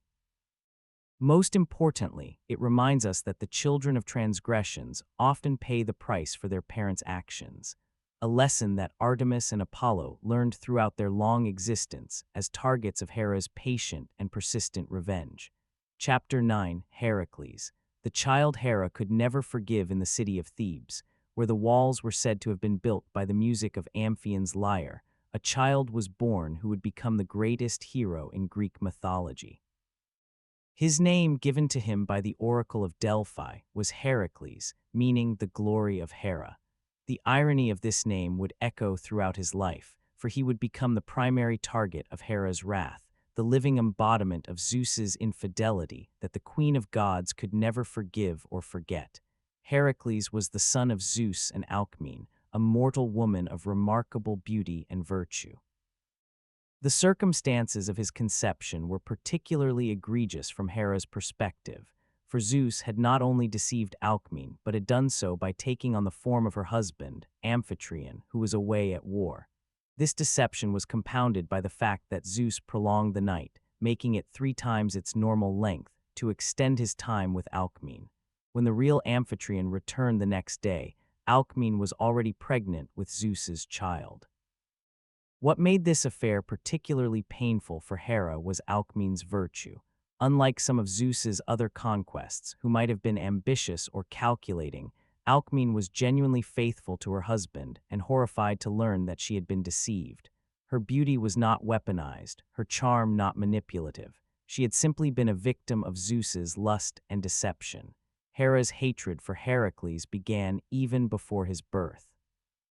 When she learned that Zeus was boasting about his upcoming son, who would one day rule the kingdom of Mycenae, Hera made him swear an oath that any descendant of Perseus born on that day would become king. She then hastened the birth of Eurystheus, another descendant of Perseus, while delaying Heracles' birth, ensuring that Eurystheus would be born first and thus inherit the throne that Zeus had promised to Heracles. This initial act of revenge set the tone for Hera's relationship with Heracles. From his earliest moments, he would face obstacles and challenges designed by Hera to limit his potential, diminish his glory, and remind him of his place as a constant reminder of Zeus's infidelity. The first direct attack on Heracles came when he was still an infant in his cradle. Hera sent 2 giant snakes to kill him in his sleep. Most babies would have been helpless against such an attack, but Heracles, even as a child, possessed extraordinary strength. When the snakes approached his cradle, he woke up, grabbed each snake in his tiny hands, and squeezed them to death. His parents, Amphitryon and Alcmene, rushed into the room to find their son playing with the dead snakes as if they were toys. This early demonstration of Heracles' divine nature only increased Hera's determination to destroy him. She recognized that this child was no ordinary demigod, but a potential threat to her authority and a constant reminder of her husband's betrayal. Her revenge against him would need to be more sophisticated, more persistent, and more devastating than her attacks on Zeus's other children. As Heracles grew to manhood, Hera's revenge took a more psychological form. She influenced his development in ways that would create internal conflicts and challenges. She encouraged his temper, knowing that his rage would lead to mistakes and tragedies. She amplified his pride, knowing that his hubris would invite divine punishment. She nurtured his impulsiveness, knowing that his lack of forethought would create problems that he would have to solve through extraordinary means. One of the most tragic manifestations of Hera's influence was the story of Heracles' first marriage to Megara, daughter of King Creon of Thebes. Heracles and Megara loved each other deeply, and their marriage produced several children. For a time, it seemed that Heracles might find happiness despite Hera's enmity, but Hera could not allow this happiness to last. She sent a fit of madness upon Heracles, causing him to see his wife and children as enemies. In his delusional state, he killed them all, believing he was defending his family from attackers. When the madness passed and he realized what he had done, Heracles was consumed by guilt and grief. This act of revenge was particularly cruel, for it used Heracles' own strength against him. The very power that made him a hero became the instrument of his greatest tragedy. The guilt from this act would haunt him for the rest of his life, driving him to seek purification and redemption through extraordinary deeds. It was in the aftermath of this tragedy that Hera devised her most elaborate and enduring form of revenge, the 12 labors.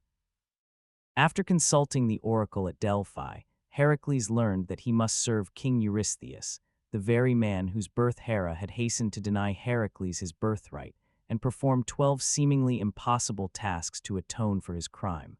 The 12 labors were designed by Hera to be humiliating, dangerous, and potentially fatal. Each task required Heracles to confront forces that were either directly or indirectly under Hera's control or influence. By forcing Heracles to serve Eurystheus, Hera was reminding him of his subordinate status, denying him the kingship that should have been his by birthright. The first labor was to kill the Nemean lion, a monstrous creature whose skin was impervious to weapons. This lion was sacred to Hera, making this task a direct challenge to her authority. Heracles succeeded by strangling the lion with his bare hands, then using its own claws to skin it. He wore the lion's pelt as armor, turning a symbol of Hera's power into a trophy of his victory. The second labor was to kill the Lernaean Hydra, a 9-headed serpent that grew 2 new heads for each one that was cut off. This creature was also associated with Hera, serving as a guardian to one of her sacred entrances to the underworld. Heracles, with the help of his nephew Iolaus, succeeded by cauterizing the neck stumps as he cut off the heads, preventing new ones from growing. The third labor was to capture the Cyrenian hind, a golden horned deer sacred to Artemis. This task put Heracles in conflict with one of Zeus's other children, creating a situation where he had to balance his respect for Artemis with his obligation to complete the labor. He succeeded by capturing the hind alive and promising to return it unharmed. The fourth labor was to capture the Erymanthian boar, a fearsome creature that was terrorizing the region of Mount Erymanthos. This task required Heracles to use strategy as well as strength, as he drove the boar into deep snow to slow it down before capturing it. The fifth labor was to clean the Augean stables in a single day. These stables housed thousands of cattle and had not been cleaned in 30 years. The task was designed to be humiliating, forcing a hero to perform the work of a common laborer. Heracles succeeded by diverting 2 rivers to flow through the stables, washing away the filth in a matter of hours. The sixth labor was to kill the Stymphalian birds, man-eating birds with beaks of bronze and sharp metallic feathers. These birds were sacred to Ares, another of Zeus's children, creating another potential conflict. Heracles succeeded by using a rattle given to him by Athena to startle the birds into flight, then shooting them down with his arrows. The seventh labor was to capture the Cretan bull, a magnificent creature that was wreaking havoc on the island of Crete. This bull was sacred to Poseidon, yet another of Zeus's brothers, further complicating Heracles' task. He succeeded by wrestling the bull to the ground and carrying it back to Eurystheus. The eighth labor was to steal the mares of Diomedes, 4 flesh-eating horses that were terrorizing the region of Thrace. These horses were named after Diomedes, king of the Bystones, who fed his guests to the horses. Heracles succeeded by defeating Diomedes and feeding him to his own horses, which pacified them enough to be captured. The ninth labor was to obtain the girdle of Hippolyta, queen of the Amazons. This girdle was a gift from Ares, putting Heracles in potential conflict with yet another of Zeus's children. Initially, Hippolyta agreed to give Heracles the girdle, but Hera, disguised as an Amazon, spread rumors that Heracles intended to kidnap the queen. The Amazons attacked Heracles, who was forced to kill Hippolyta and take the girdle by force. The 10th labor was to obtain the cattle of the 3-bodied giant Geryon. Geryon lived on the mythical island of Erythea at the western edge of the world. To reach the island, Heracles had to cross the desert, where he became so frustrated at the heat that he shot an arrow at the sun. Helios, the sun god, was so impressed by Heracles' audacity that he lent him his golden cup to cross the ocean. Heracles succeeded by killing Geryon and his 2-headed dog, then driving the cattle back to Eurystheus. The 11th labor was to obtain the golden apples of the Hesperides, which were a wedding gift to Hera from Gaia. These apples were guarded by the Hesperides, nymphs, and Ladon, a 100-headed dragon that never slept. This task forced Heracles to directly confront a symbol of Hera's authority. He succeeded by tricking Atlas into retrieving the apples for him, then taking them back to Eurystheus.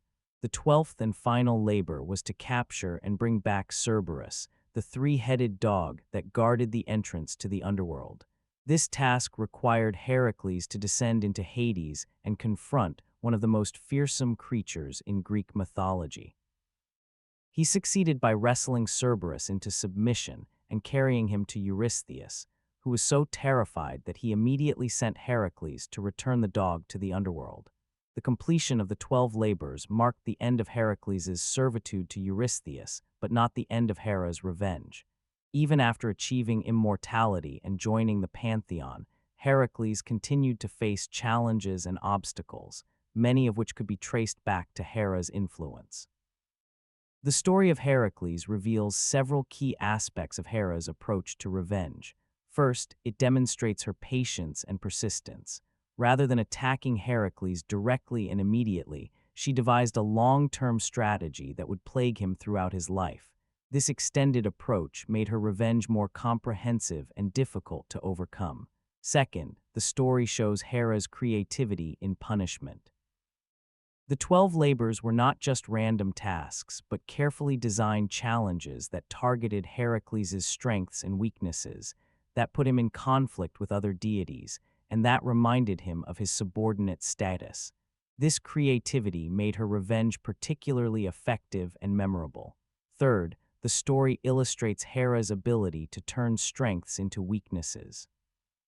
Heracles' extraordinary strength, which should have been his greatest asset, became the instrument of his greatest tragedy when Hera sent madness upon him. This ability to use a victim's own nature against them was a hallmark of Hera's approach to revenge. Finally, the story of Heracles reveals the complex relationship between revenge and redemption. While Hera's revenge was cruel and relentless, it also indirectly led to Heracles' greatest achievements and eventual immortality. The challenges she created for him became the very means by which he proved his heroism and secured his place in the pantheon. As we drift towards sleep, the story of Heracles serves as a reminder that sometimes the greatest obstacles in our lives can become the means by which we achieve our greatest accomplishments.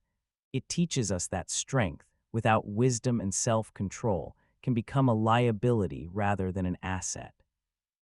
Most importantly, it reminds us that even the most persistent and cruel forms of revenge can sometimes have unintended consequences. A lesson that Hera learned as Heracles, the child she could never forgive, became one of the most celebrated heroes in Greek mythology. Chapter 10, Madness as Mercy. Why Hera chose insanity in the vast pantheon of Greek mythology, where gods and goddesses wielded power over life and death. Few punishments were as feared as madness. Unlike death, which offered release from suffering, madness trapped its victims in a prison of their own minds, where reality and illusion merged into an indistinguishable haze. Among all the deities, Hera was particularly adept at wielding this weapon, using it not just to punish, but to transform her victims into living monuments of their transgressions. Hera's preference for madness as a form of punishment stemmed from her understanding of human and divine psychology. She recognized that physical pain, while intense, is often temporary. The body heals, wounds close, and even the most severe injuries eventually fade into memory. But psychological suffering, loss of agency, distortion of reality, erosion of identity, can persist indefinitely, affecting every aspect of a person's existence until their final breath. Madness, in Hera's view, was the perfect punishment because it attacked the very essence of what it means to be a sentient being. It robbed victims of their ability to trust their own perceptions, to make rational decisions, to maintain relationships, and to function in society. It transformed them from active agents in their own lives to passive recipients of whatever distorted reality their minds created. One of the most notable examples of Hera's use of madness as punishment was the case of Heracles, whom she drove to kill his own wife and children in a fit of delusional rage. This act was particularly cruel because it used Heracles' own strength against him, turning his divine power into the instrument of his greatest tragedy. The guilt from this act would haunt him for the rest of his life, driving him to seek purification and redemption through the 12 labors. But Hera's use of madness was not limited to Heracles. She employed this punishment against numerous other victims, each time tailoring the specific form of insanity to the nature of the transgression and the character of the victim. For some, she created paranoia, making them see enemies everywhere. For others, she induced hallucinations, distorting their perception of reality. For still others, she caused personality changes, transforming virtuous traits into vices. The story of Dionysus provides another example of Hera's use of madness. When Zeus revealed that he had fathered Dionysus with the mortal princess Semele, Hera drove the infant's caregivers insane. In their madness, they wandered the earth, leaving Dionysus to be raised by nymphs and eventually by his aunt Ino. This early separation from proper caregivers was Hera's first act of revenge against the child who would become the god of wine and revelry. Later in Dionysus's life, Hera again used madness as punishment, this time against King Lycurgus of Thrace, who opposed the worship of Dionysus. She drove Lycurgus insane, causing him to attack his own son, whom he mistook for a vine of ivy. This madness led to Lycurgus's downfall and death, serving as a warning to others who might oppose Dionysus's worship. What made Hera's use of madness particularly effective was her understanding that insanity could be both a punishment and a tool. By driving someone mad, she not only inflicted suffering on that person, but also potentially used them to harm others who might be connected to the original transgression. This multiplier effect made madness a particularly efficient form of revenge. Hera's preference for madness over death as punishment also reflected her role as the goddess of marriage and family. She understood that death, while tragic, ends suffering and often elicits sympathy from the living. Madness, on the other hand, creates ongoing suffering not just for the victim, but for their family and community. It transforms relationships, disrupts social structures, and creates a ripple effect of pain that extends far beyond the initial victim. From a mythological perspective, Hera's use of madness also served a narrative function. It allowed for stories of redemption and recovery, where victims could potentially regain their sanity through divine intervention, heroic deeds, or other means. This possibility of recovery, however remote, created dramatic tension and allowed for more complex character development than simple death would permit. It's worth noting that Hera's use of madness was not random or indiscriminate. She showed a remarkable understanding of different forms of mental illness and how they might affect different individuals. She was, in a sense, an ancient psychologist, able to diagnose psychological vulnerabilities and exploit them with precision. For example, when she targeted Heracles, she focused on his temper and protective instincts, transforming these traits into a destructive force. When she targeted Dionysus's caregivers, she focused on their sense of responsibility, causing them to wander away from their charge in a state of delusional purpose. This tailored approach made her punishments particularly effective and difficult to resist. Hera's use of madness also reflected her divine nature. As an immortal goddess, she operated on a timescale far beyond human comprehension. What might seem like excessive punishment to mortals was, from her perspective, a proportionate response to an eternal offense. Madness, with its potential to last a lifetime, was more suited to this divine timescale than death, which was merely a transition to another state of existence. Another aspect of Hera's preference for madness was its public nature. While some forms of insanity might be hidden, many were visible to the community, creating a form of public shaming that complemented the private suffering of the victim. This public aspect served as a warning to others who might consider crossing Hera, reinforcing her authority and deterring future transgressions. The story of Athamas, king of Orchomnus, provides another example of Hera's use of madness as punishment. Athamas was married to Nephil, a cloud goddess, but abandoned her for Ino, who was secretly raising Dionysus at Hera's command. As revenge for this abandonment, Hera drove Athamas insane, causing him to kill one of his sons and attempt to sacrifice the other. This madness not only punished Athamas, but also disrupted Ino's care of Dionysus, creating a ripple effect of suffering. What makes Hera's use of madness particularly interesting from a modern perspective is how it aligns with contemporary understandings of trauma and mental illness. While the ancient Greeks attributed madness to divine intervention, modern psychology recognizes that severe emotional trauma can indeed lead to various forms of mental illness. Hera's punishments, while mythological, tap into this real connection between emotional trauma and psychological suffering. In comparing Hera's punishments with those of other gods, we find that her approach was unique in its focus on psychological rather than purely physical suffering. Ares, the god of war, typically responded to slights with violence and bloodshed. Hades, ruler of the underworld, punished through eternal torment in the afterlife.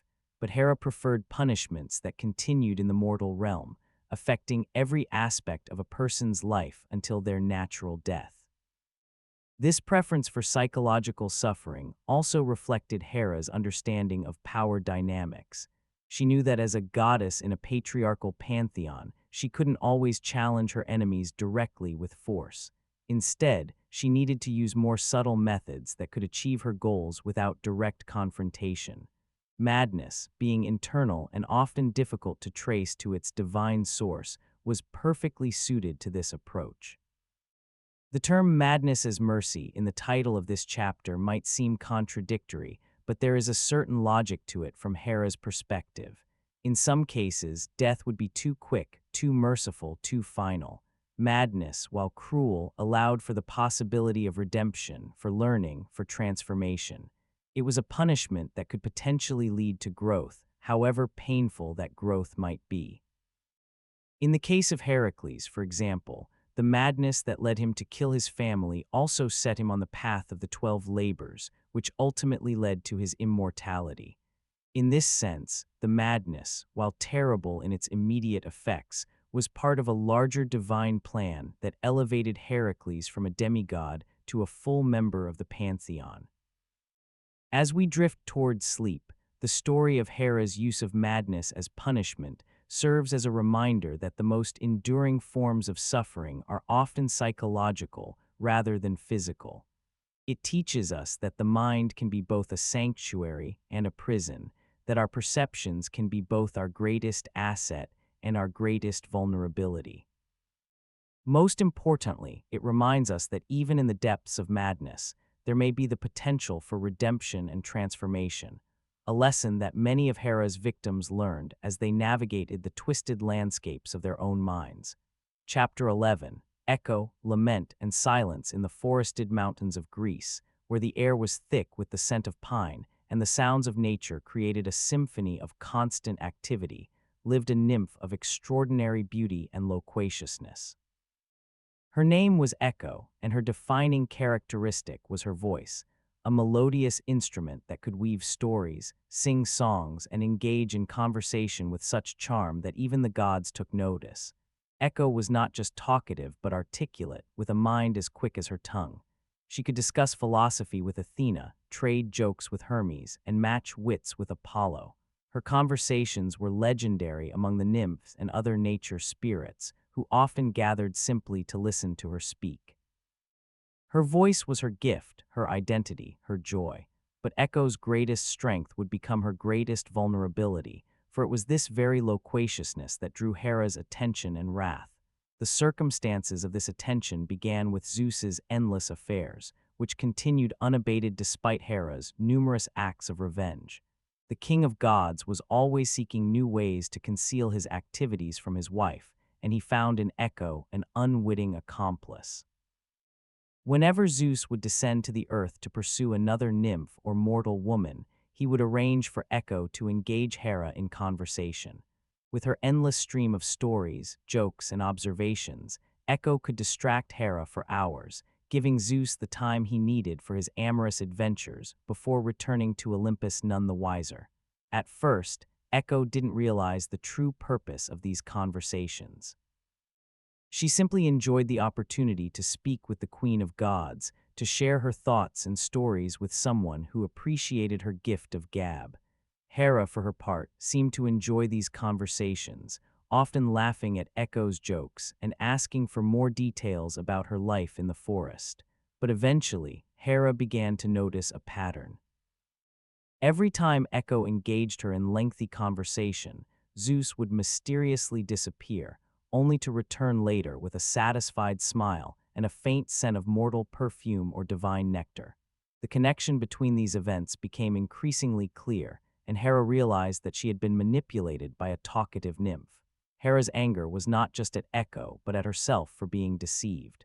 The Queen of Gods, who prided herself on her intelligence and perception, had been fooled by simple distraction. This realization made her punishment of Echo particularly severe, for it was fueled not just by anger at the nymph's complicity, but by embarrassment at her own gullibility. Hera's punishment of Echo was both creative and cruel, perfectly tailored to the nymph's crime. Rather than killing her or causing her physical harm, Hera took away her ability to speak independently, leaving her only with the capacity to repeat the last words she heard. This curse transformed Echo's greatest gift into a constant reminder of her transgression. The immediate effect of this curse was devastating. Echo, who had once been the center of social gatherings among the nymphs, now found herself isolated. She could no longer initiate conversations, tell stories, or express her own thoughts. She could only repeat what others said, turning her into a living echo of their words rather than an independent voice in the forest. This punishment was particularly cruel because it attacked Echo's very identity. Her voice had been not just a means of communication, but her defining characteristic, her source of joy, her way of connecting with others. By taking this away, Hera didn't just punish Echo for her actions, but fundamentally altered who she was. The tragedy of Echo's story deepened with her encounter with Narcissus, the beautiful youth who fell in love with his own reflection.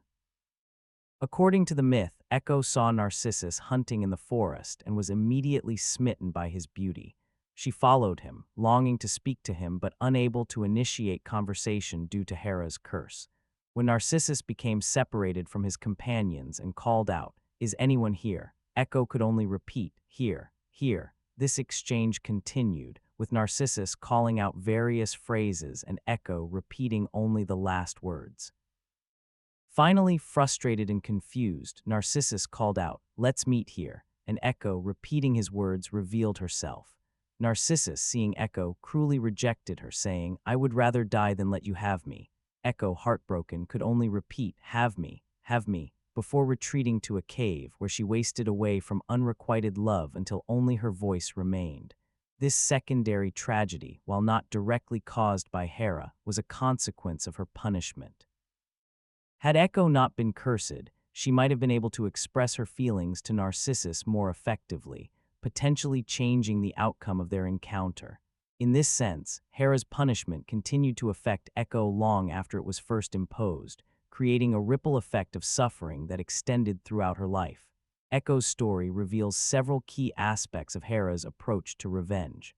First, it demonstrates her preference for punishments that are thematically connected to the crime. Echo used her voice to distract Hera, so Hera took away her voice, creating a poetic justice that was characteristic of Hera's style of revenge. Second, the story shows Hera's creativity in punishment.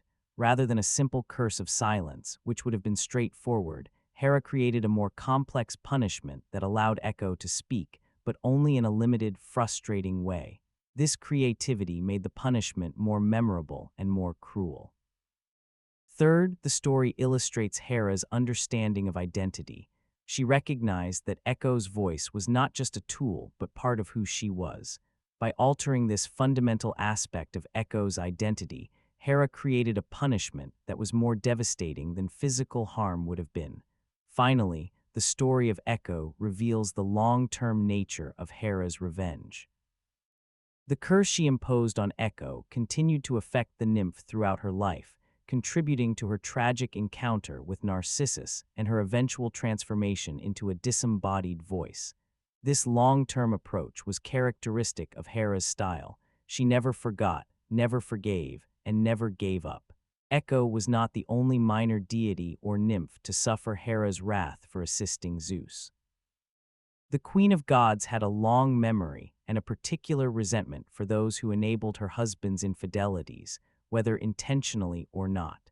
These minor punishments, while less dramatic than those inflicted on major figures like Heracles or Io, reveal the consistency and thoroughness of Hera's revenge. One such example was the story of the nymph Chelone, who refused to attend the wedding of Zeus and Hera. As punishment, Hermes threw her and her house into a river, where she was transformed into a turtle, forever carrying her house on her back. While this punishment was inflicted by Hermes rather than Hera, it was done at her command and reflected her intolerance for any disrespect, however minor. Another example was the punishment of the nymph Plataea, who was transformed into an oak tree for helping Zeus hide from Hera. This transformation, like Echo's curse, was thematically connected to the transgression. Plataea had provided shelter for Zeus, so she became shelter herself in the form of a tree. These minor punishments served a dual purpose. They punished those who had assisted Zeus, and they served as warnings to others who might consider similar actions. By making examples of these minor figures, Hera created a climate of fear that discouraged others from helping Zeus in his affairs. What makes these punishments particularly interesting is how they reflect Hera's understanding of different types of power. While she couldn't always challenge Zeus directly, she could assert her authority over those with less power, nymphs, minor deities, mortals. This assertion of authority was a way of compensating for her powerlessness in her relationship with Zeus. The theme of silence and voice loss as tools of punishment appears in several of Hera's revenges.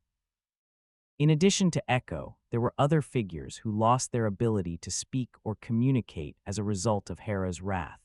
This focus on silencing others reflects Hera's frustration with her own limited ability to directly challenge Zeus. She couldn't silence him, so she silenced those who enabled him. The story of Philomela provides another example of this theme, though in this case, the punishment was inflicted by Tereus rather than Hera. After Philomela revealed that Tereus had raped her and cut out her tongue to silence her, the gods, including Hera, transformed her into a nightingale, whose beautiful song was a form of compensation for her lost voice.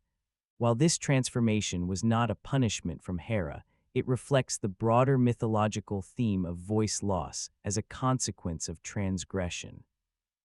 As we drift toward sleep, the story of Echo and other silenced figures serves as a reminder that our greatest strengths can become our greatest vulnerabilities. It teaches us that communication is not just a tool, but a fundamental aspect of our identity, that the ability to express ourselves is essential to our sense of self.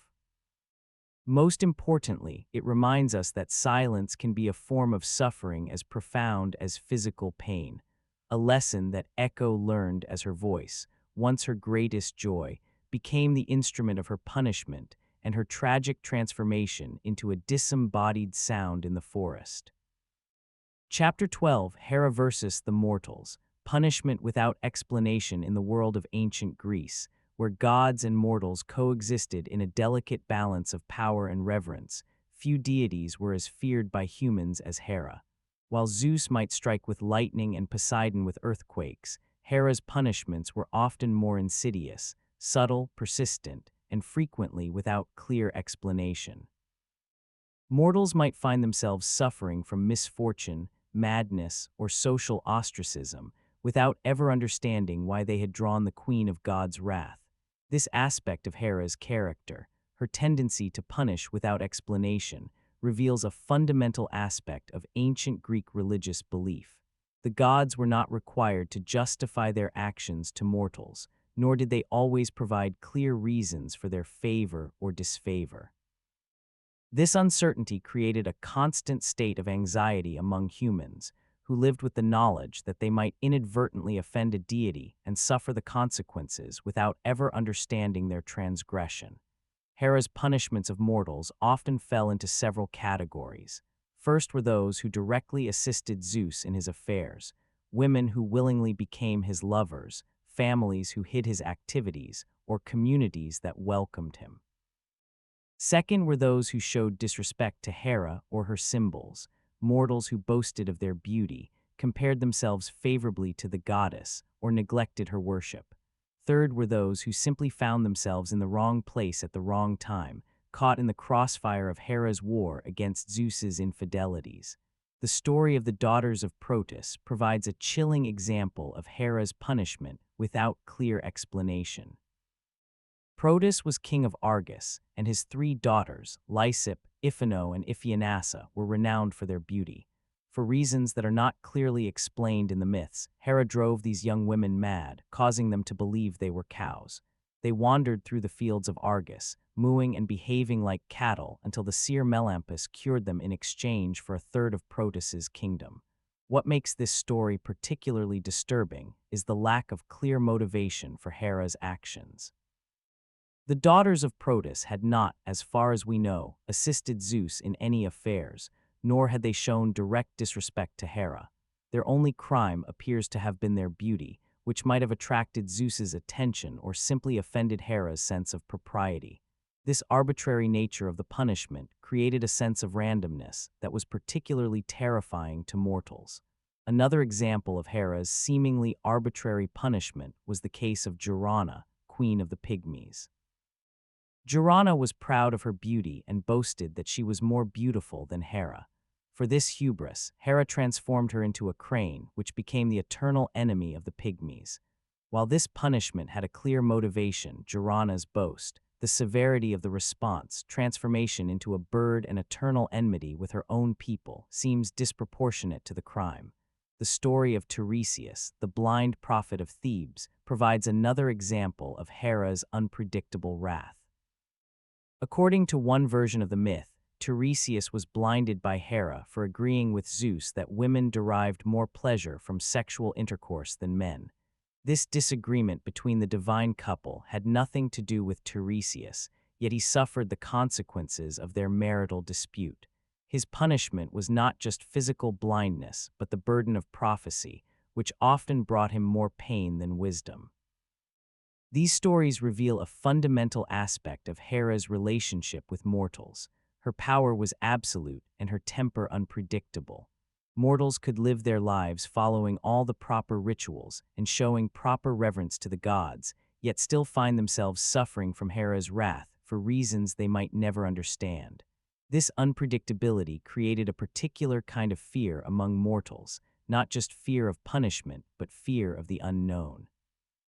Humans could never be certain that they were safe from Hera's anger, never confident that they had not inadvertently offended her. This uncertainty was a powerful tool of social control, ensuring that mortals remained constantly vigilant in their worship and behavior. The fear of divine jealousy, particularly Hera's jealousy, became a powerful force in ancient Greek society. It influenced everything from personal relationships to political decisions, from artistic expression to religious practices. Women in particular lived with the awareness that their beauty, their relationships, or even their thoughts might draw Hera's attention and wrath. This fear manifested in various aspects of Greek culture. Wedding rituals often included prayers and offerings specifically designed to appease Hera and ensure her blessing rather than her anger. Pregnant women would make special sacrifices to Hera, hoping to avoid the kind of suffering Leto had endured. Communities would build temples and hold festivals in Hera's honor, not just out of reverence but out of fear. The myths themselves served as cautionary tales, warnings to mortals about the dangers of offending Hera. These stories were not just entertainment but educational tools, teaching proper behavior and reinforcing social norms. They taught that beauty could be dangerous, that pride could be fatal, that even indirect association with Zeus's affairs could have devastating consequences. One particularly interesting aspect of Hera's relationship with mortals was how her reputation spread beyond Greece. As Greek culture expanded and interacted with other civilizations, Hera became associated with various local goddesses, often those with similar domains of marriage, family, and sovereignty. In Rome, she was identified with Juno, who shared many of her characteristics but was sometimes portrayed as slightly more benevolent. The fear of Hera's punishment also influenced Greek literature and philosophy. Playwrights like Euripides and Sophocles explored the tragic dimensions of her wrath in works like Medea and the Trojan Women. Philosophers debated the justice of divine punishment, with some arguing that the gods' actions, while sometimes harsh, served a greater cosmic order that mortals couldn't fully comprehend. From a modern perspective, Hera's punishments of mortals might seem arbitrary and cruel. But within the context of ancient Greek religious belief, they served an important function. They reinforced the power of the gods, maintained social order, and provided explanations for the often inexplicable suffering that humans endure. When a woman died in childbirth, when a family was struck by tragedy, when a community faced disaster, these events could be attributed to divine punishment rather than random chance. The bedtime element of these myths, their function as cautionary lullabies, reveals how deeply Hera's reputation permeated Greek culture. Parents would tell these stories to their children not just to entertain but to educate, to instill proper values and behaviors. The fear of Hera's wrath became a tool for socialization, teaching respect for marriage, humility in the face of divine power, and caution in relationships. What makes these cautionary tales particularly effective is their emotional resonance. They tap into universal fears: fear of the unknown, fear of arbitrary punishment, fear of losing control over one's life. By personifying these fears in the figure of Hera, The myths made them more manageable, more understandable, and potentially more avoidable through proper behavior. As we drift towards sleep, the stories of Hera's punishments of mortals serve as a reminder of the human need to find meaning in suffering. They teach us that even when misfortune seems random and inexplicable, we often seek patterns and explanations, sometimes attributing our troubles to forces beyond our control. Most importantly, they remind us that fear, while often seen as a negative emotion, can serve important social functions, shaping behavior and maintaining order in ways that reason and logic alone cannot achieve. Chapter 13: Why Hera Never Left Zeus. In the vast tapestry of Greek mythology, few relationships are as complex and enduring as that between Zeus and Hera. Despite Zeus's countless infidelities and Hera's relentless revenge, the Queen of Gods never left her husband. This aspect of their relationship raises a fundamental question. Why did Hera, with all her power and dignity, remain in a marriage that caused her so much pain? The answer reveals much about ancient Greek society, divine politics, and the nature of power itself. The most straightforward answer to this question is that divorce, for the gods, was simply not an option. In the divine hierarchy of Olympus, marriages were not just personal relationships but political alliances that maintained cosmic order. Zeus and Hera's union represented the principle of sovereignty, Zeus as king of the gods and Hera as his queen. To dissolve this marriage would be to undermine the very structure of divine authority. This political dimension of their relationship was crucial. As king and queen of Olympus, Zeus and Hera ruled together, their authority derived from their united front. While Zeus might hold the ultimate power, Hera's position as queen gave her a level of influence and respect that would be diminished if she left him. Her status was not just personal but institutional, tied to the throne of Olympus. Hera understood this dynamic better than anyone. She recognized that leaving Zeus would mean not just ending a marriage, but relinquishing her position as queen of the gods. In the patriarchal structure of Olympus, a divorced goddess would not maintain the same level of authority and respect. Her power was derived from her relationship with Zeus, and leaving him would mean losing that power. Another factor in Hera's decision to stay was the question of where she would go. The Greek pantheon was a relatively closed system, with clear hierarchies and limited mobility. Unlike mortals, who could potentially leave their communities and start anew elsewhere, the gods were bound to Olympus and their respective domains. Hera had no alternative realm to retreat to, no other pantheon to join. There was also the matter of Hera's identity. As the goddess of marriage, leaving her own marriage would undermine her divine domain. How could she preside over the sacred institution of marriage if she herself had abandoned it? This paradox created a situation where staying in a troubled marriage was actually essential to maintaining her authority as the goddess who protected that very institution. Hera's relationship with Zeus was also characterized by moments of genuine connection and affection. Despite his infidelities, Zeus clearly valued Hera as his queen and partner.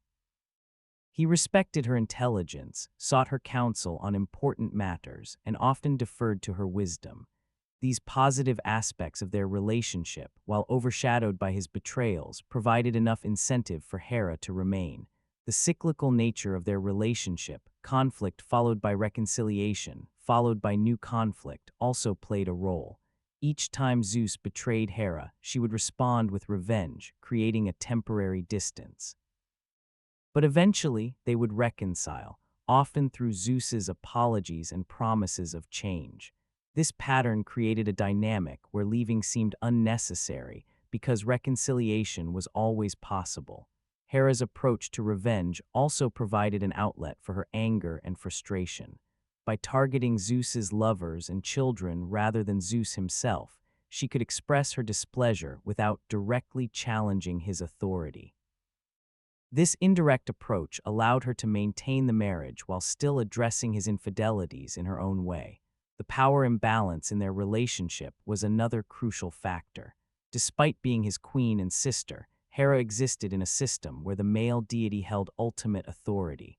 Zeus was not just her husband, he was her king, the the ruler of all gods and mortals.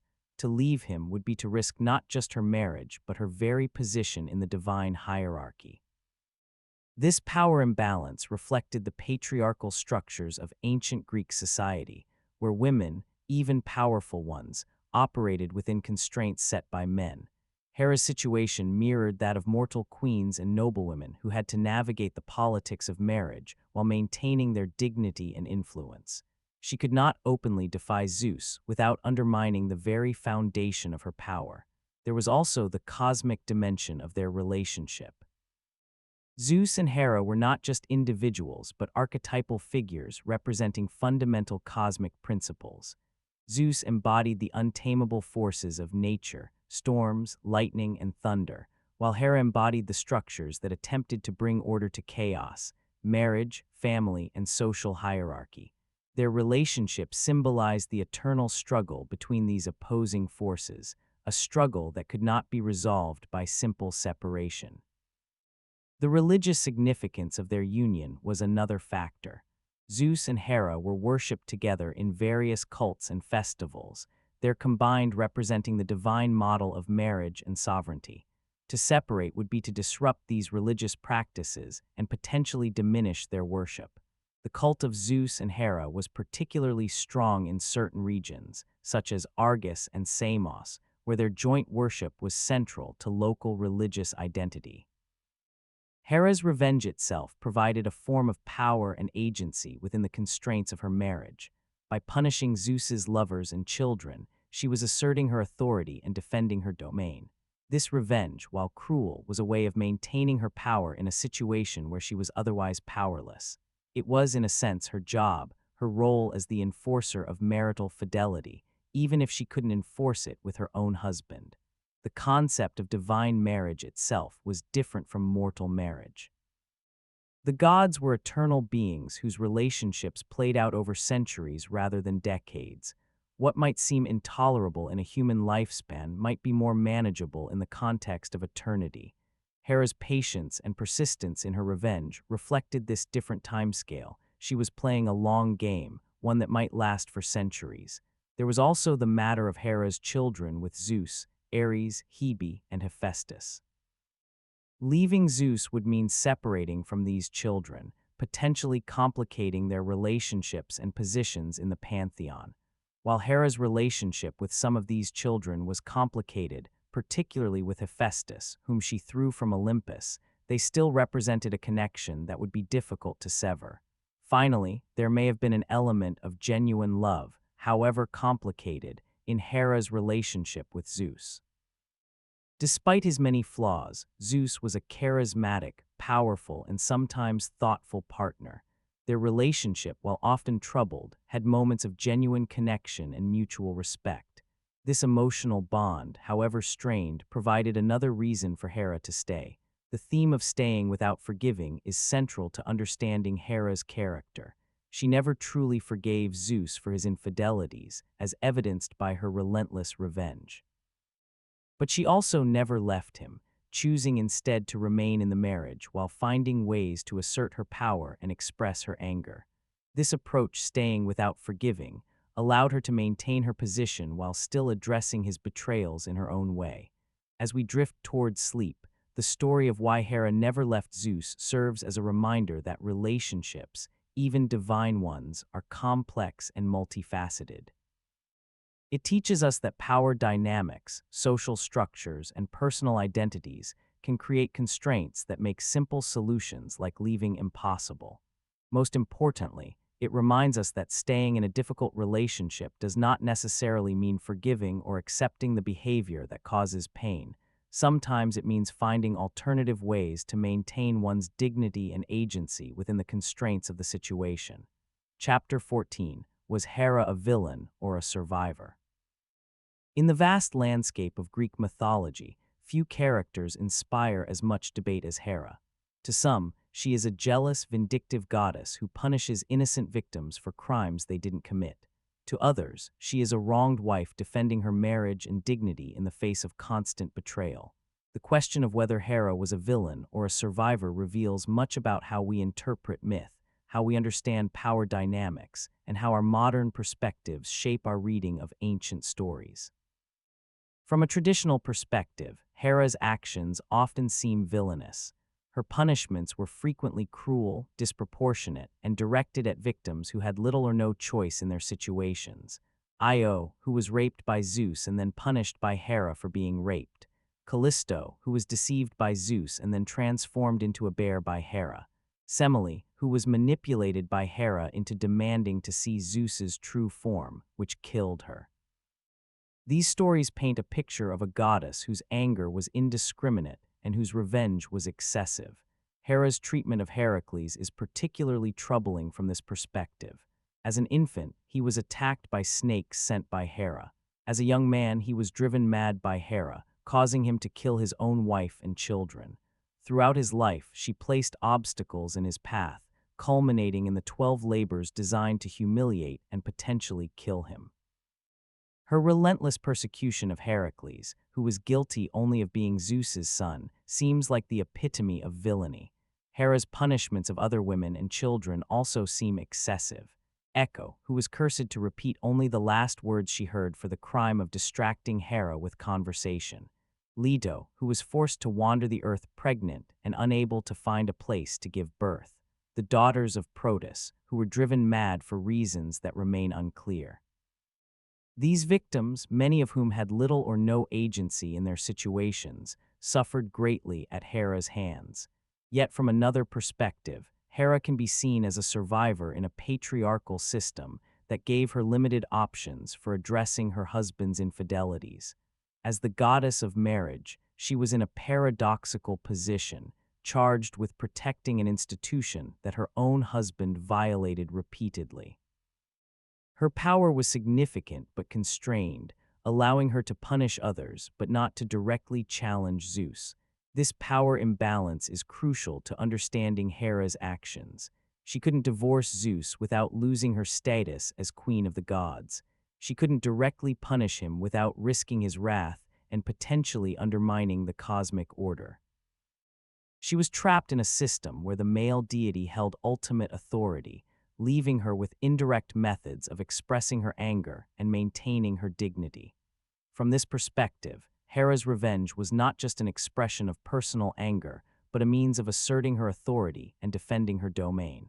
By punishing those who violated the sanctity of marriage, she was, in a way, reaffirming her own power as the goddess who presided over this sacred institution.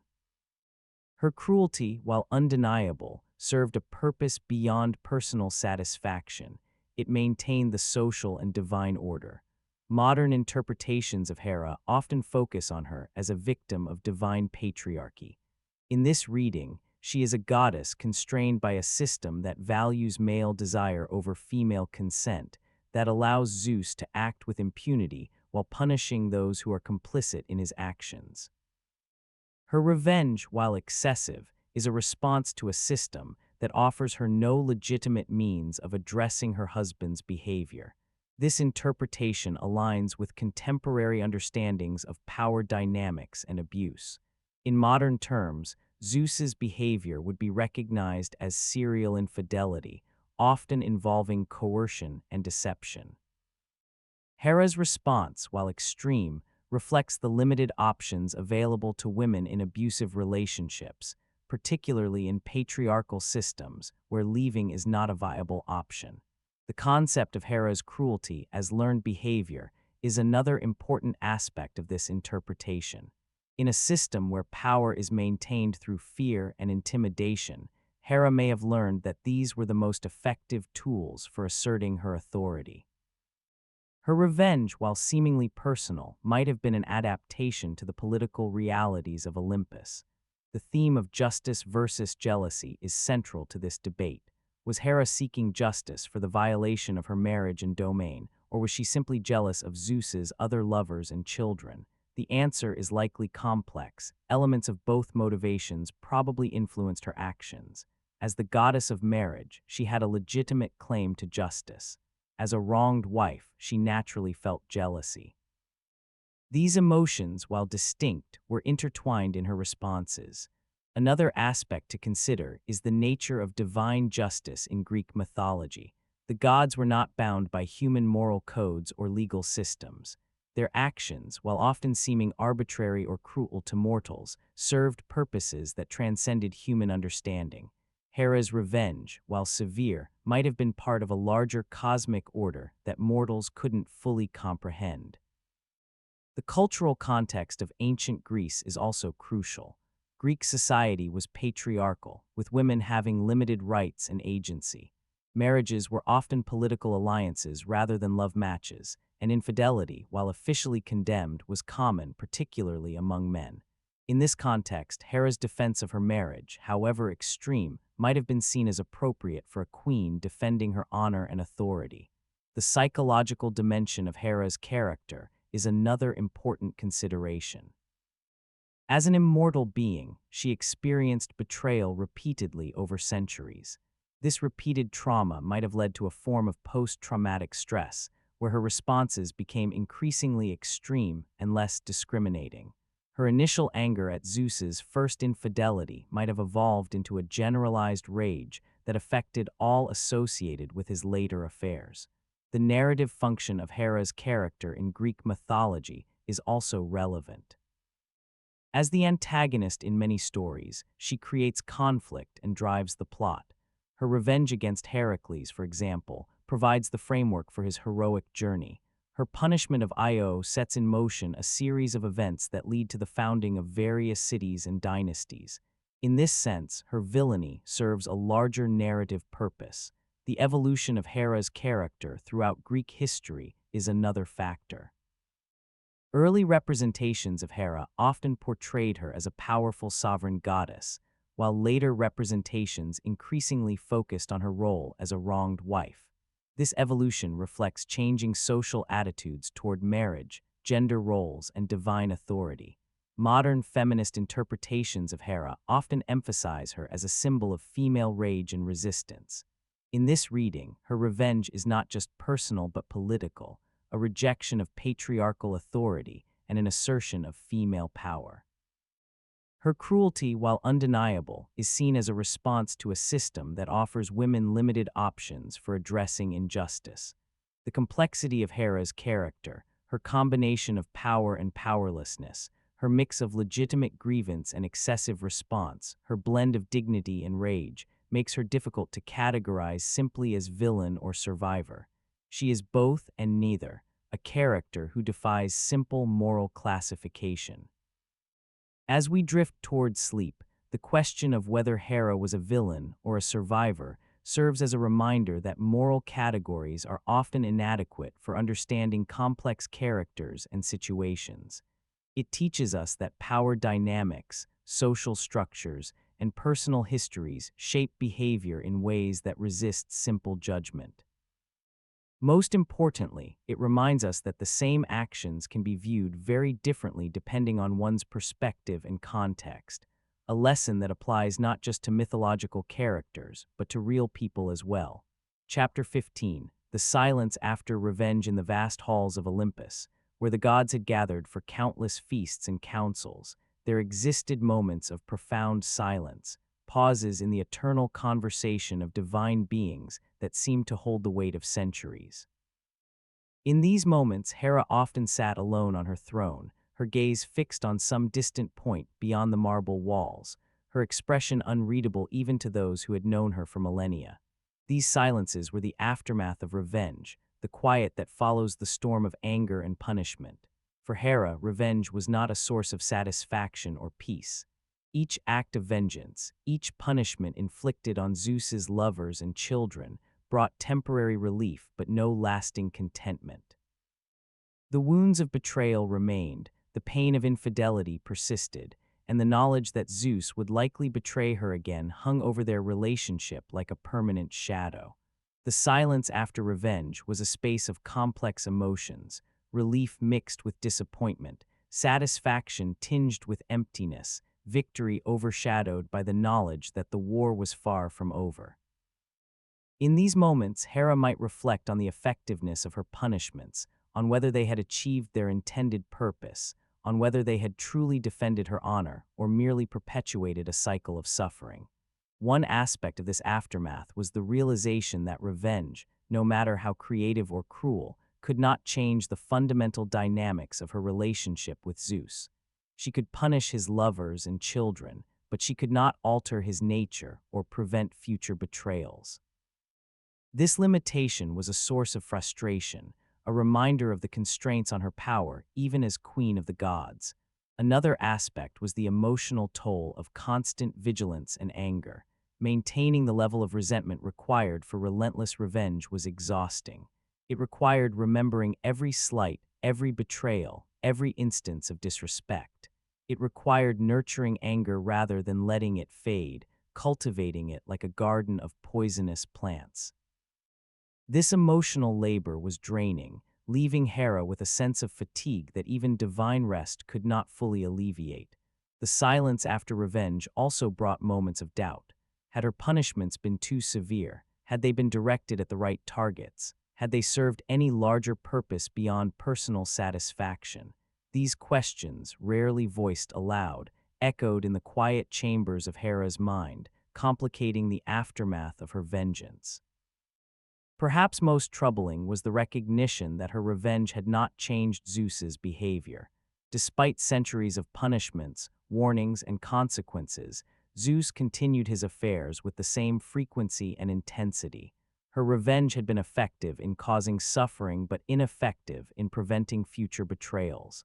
This limitation was a bitter pill to swallow, a reminder that even divine power has its constraints.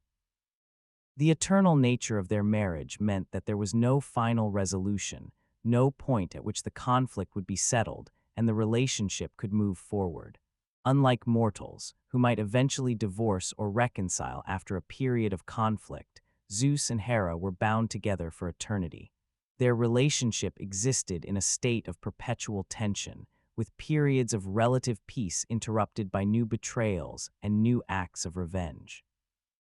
This eternal marriage created a unique form of suffering, the pain of knowing that the cycle would continue indefinitely. There would be no final victory, no ultimate resolution, no point at which Hera could declare her marriage secure and her honor restored. This knowledge cast a shadow over even her most successful acts of revenge, diminishing their satisfaction. In these moments of silence, Hera might also reflect on the collateral damage of her revenge, the innocent victims who had suffered for Zeus's actions, the communities that had been disrupted, the relationships that had been destroyed. While she generally showed little remorse for her punishments, there might have been moments when the weight of this suffering gave her pause. The silence after revenge also brought awareness of her own isolation.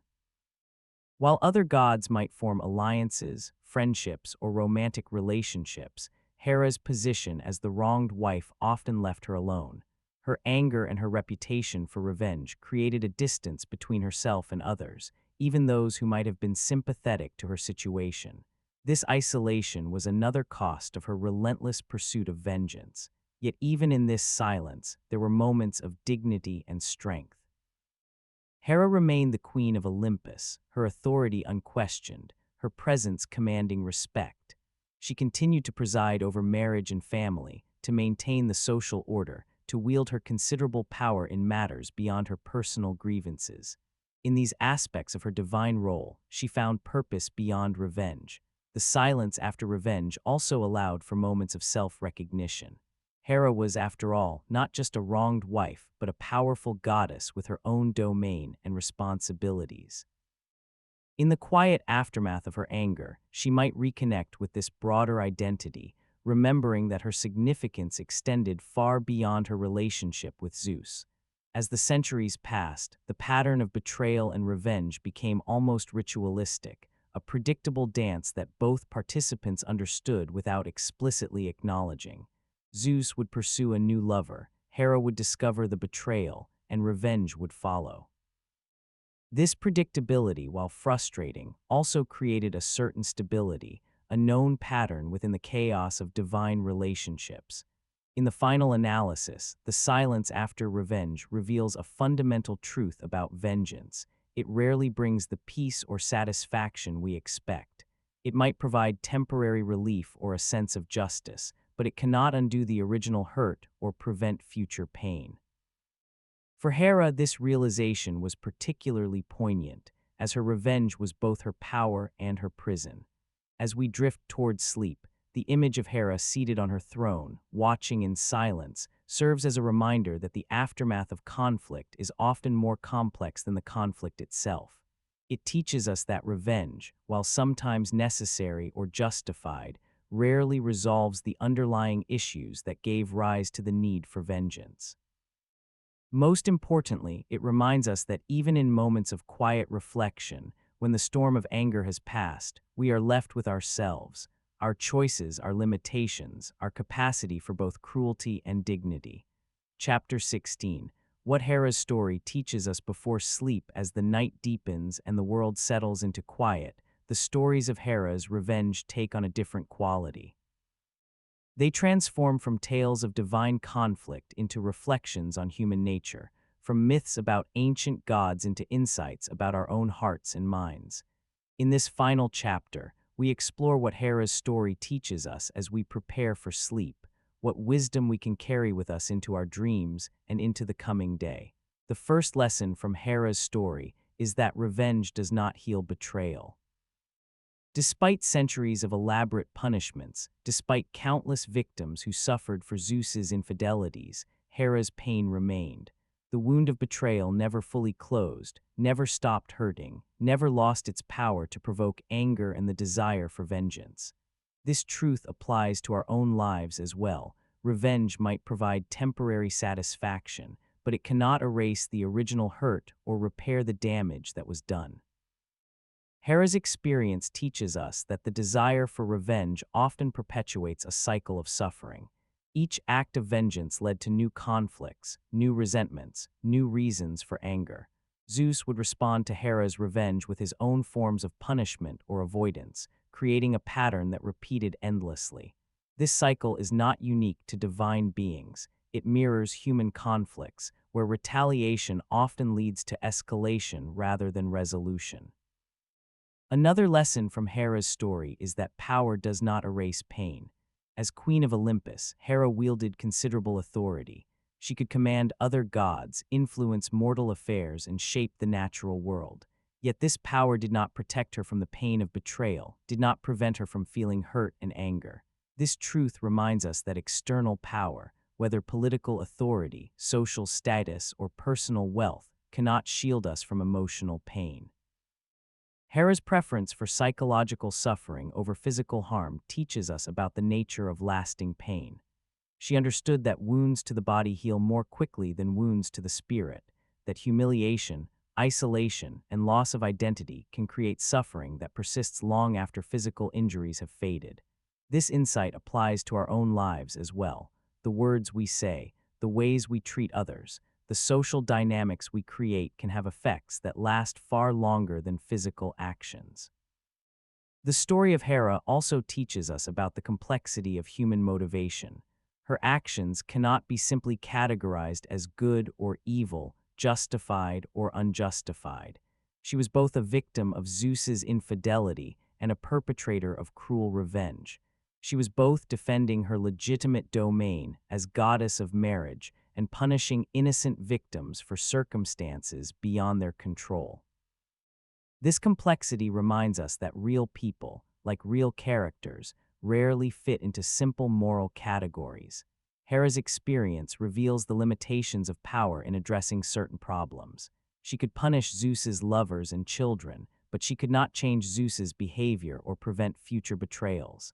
This limitation highlights a fundamental truth: power, even divine power, cannot control every aspect of life or relationships. Some problems require solutions other than force or coercion. The way Hera's reputation spread among mortals teaches us about the power of stories to shape behavior. Her myths served as cautionary tales, warning against disrespecting marriage, against hubris, against crossing the goddess. These stories influenced behavior, maintained social norms, and reinforced religious practices. This reminds us that the stories we tell about ourselves and others have real effects on how people act and what societies value. Hera's relationship with Zeus teaches us about staying in difficult situations. She remained in a marriage that caused her pain, not because she forgave Zeus's behavior, but because leaving was not a viable option given her position and identity. This choice, staying without forgiving, reveals a complex approach to difficult relationships that might apply to human situations as well. The contrast between Hera's public authority and her private pain teaches us about the complexity of human experience. We often present a composed exterior while struggling with internal turmoil. We maintain our responsibilities and fulfill our roles even when dealing with personal pain. This duality is part of the human condition, as true for mortals as it was for the Queen of Olympus. Hera's evolution from a powerful sovereign goddess to increasingly being defined as a wronged wife teaches us about how identities can be shaped by circumstances and by how others perceive us. Even divine beings are not immune to this process. Their stories evolve, their characters develop, their significance changes over time. This reminds us that identity is not fixed but fluid, shaped by both our choices and how others interpret those choices. The silence after Hera's revenge teaches us about the aftermath of conflict, the moments when anger fades and we are left with ourselves, our choices, and their consequences. These moments of reflection are crucial for understanding ourselves and our motivations, for recognizing the limitations of revenge, for finding paths forward that do not perpetuate cycles of suffering. As we prepare for sleep, the story of Hera offers us a final lesson about the nature of storytelling itself. These myths passed down through generations continue to resonate because they speak to fundamental aspects of human experience: love and betrayal, power and powerlessness, anger and forgiveness. They provide a framework for understanding our own experiences, a language for expressing our own emotions, a perspective on our own struggles. In the quiet of the night, as we drift towards sleep, we can carry these lessons with us. We can remember that revenge does not heal betrayal, that power does not erase pain, that our actions have consequences that ripple through time. We can reflect on the complexity of human motivation, the limitations of force, the importance of stories in shaping behavior. We can find in Hera's story not just entertainment but wisdom, not just diversion but insight. And perhaps most importantly, we can remember that even in the midst of conflict and suffering, there is dignity to be maintained, strength to be found, purpose to be discovered beyond our personal grievances. Like Hera, seated on her throne in the silence after revenge, we can find moments of quiet reflection, of self-recognition, of connection to something larger than ourselves. As sleep comes, may these thoughts settle gently in your mind. May the stories of Hera's revenge transform from tales of divine conflict into reflections on human nature. May you find in them not just entertainment but wisdom, not just excitement but peace. And may you wake in the morning with a deeper understanding of yourself, of others, and of the complex dance of power, pain, and possibility that defines the human experience. Good night, and may your dreams be as rich and meaningful as the myths that have guided human understanding for millennia.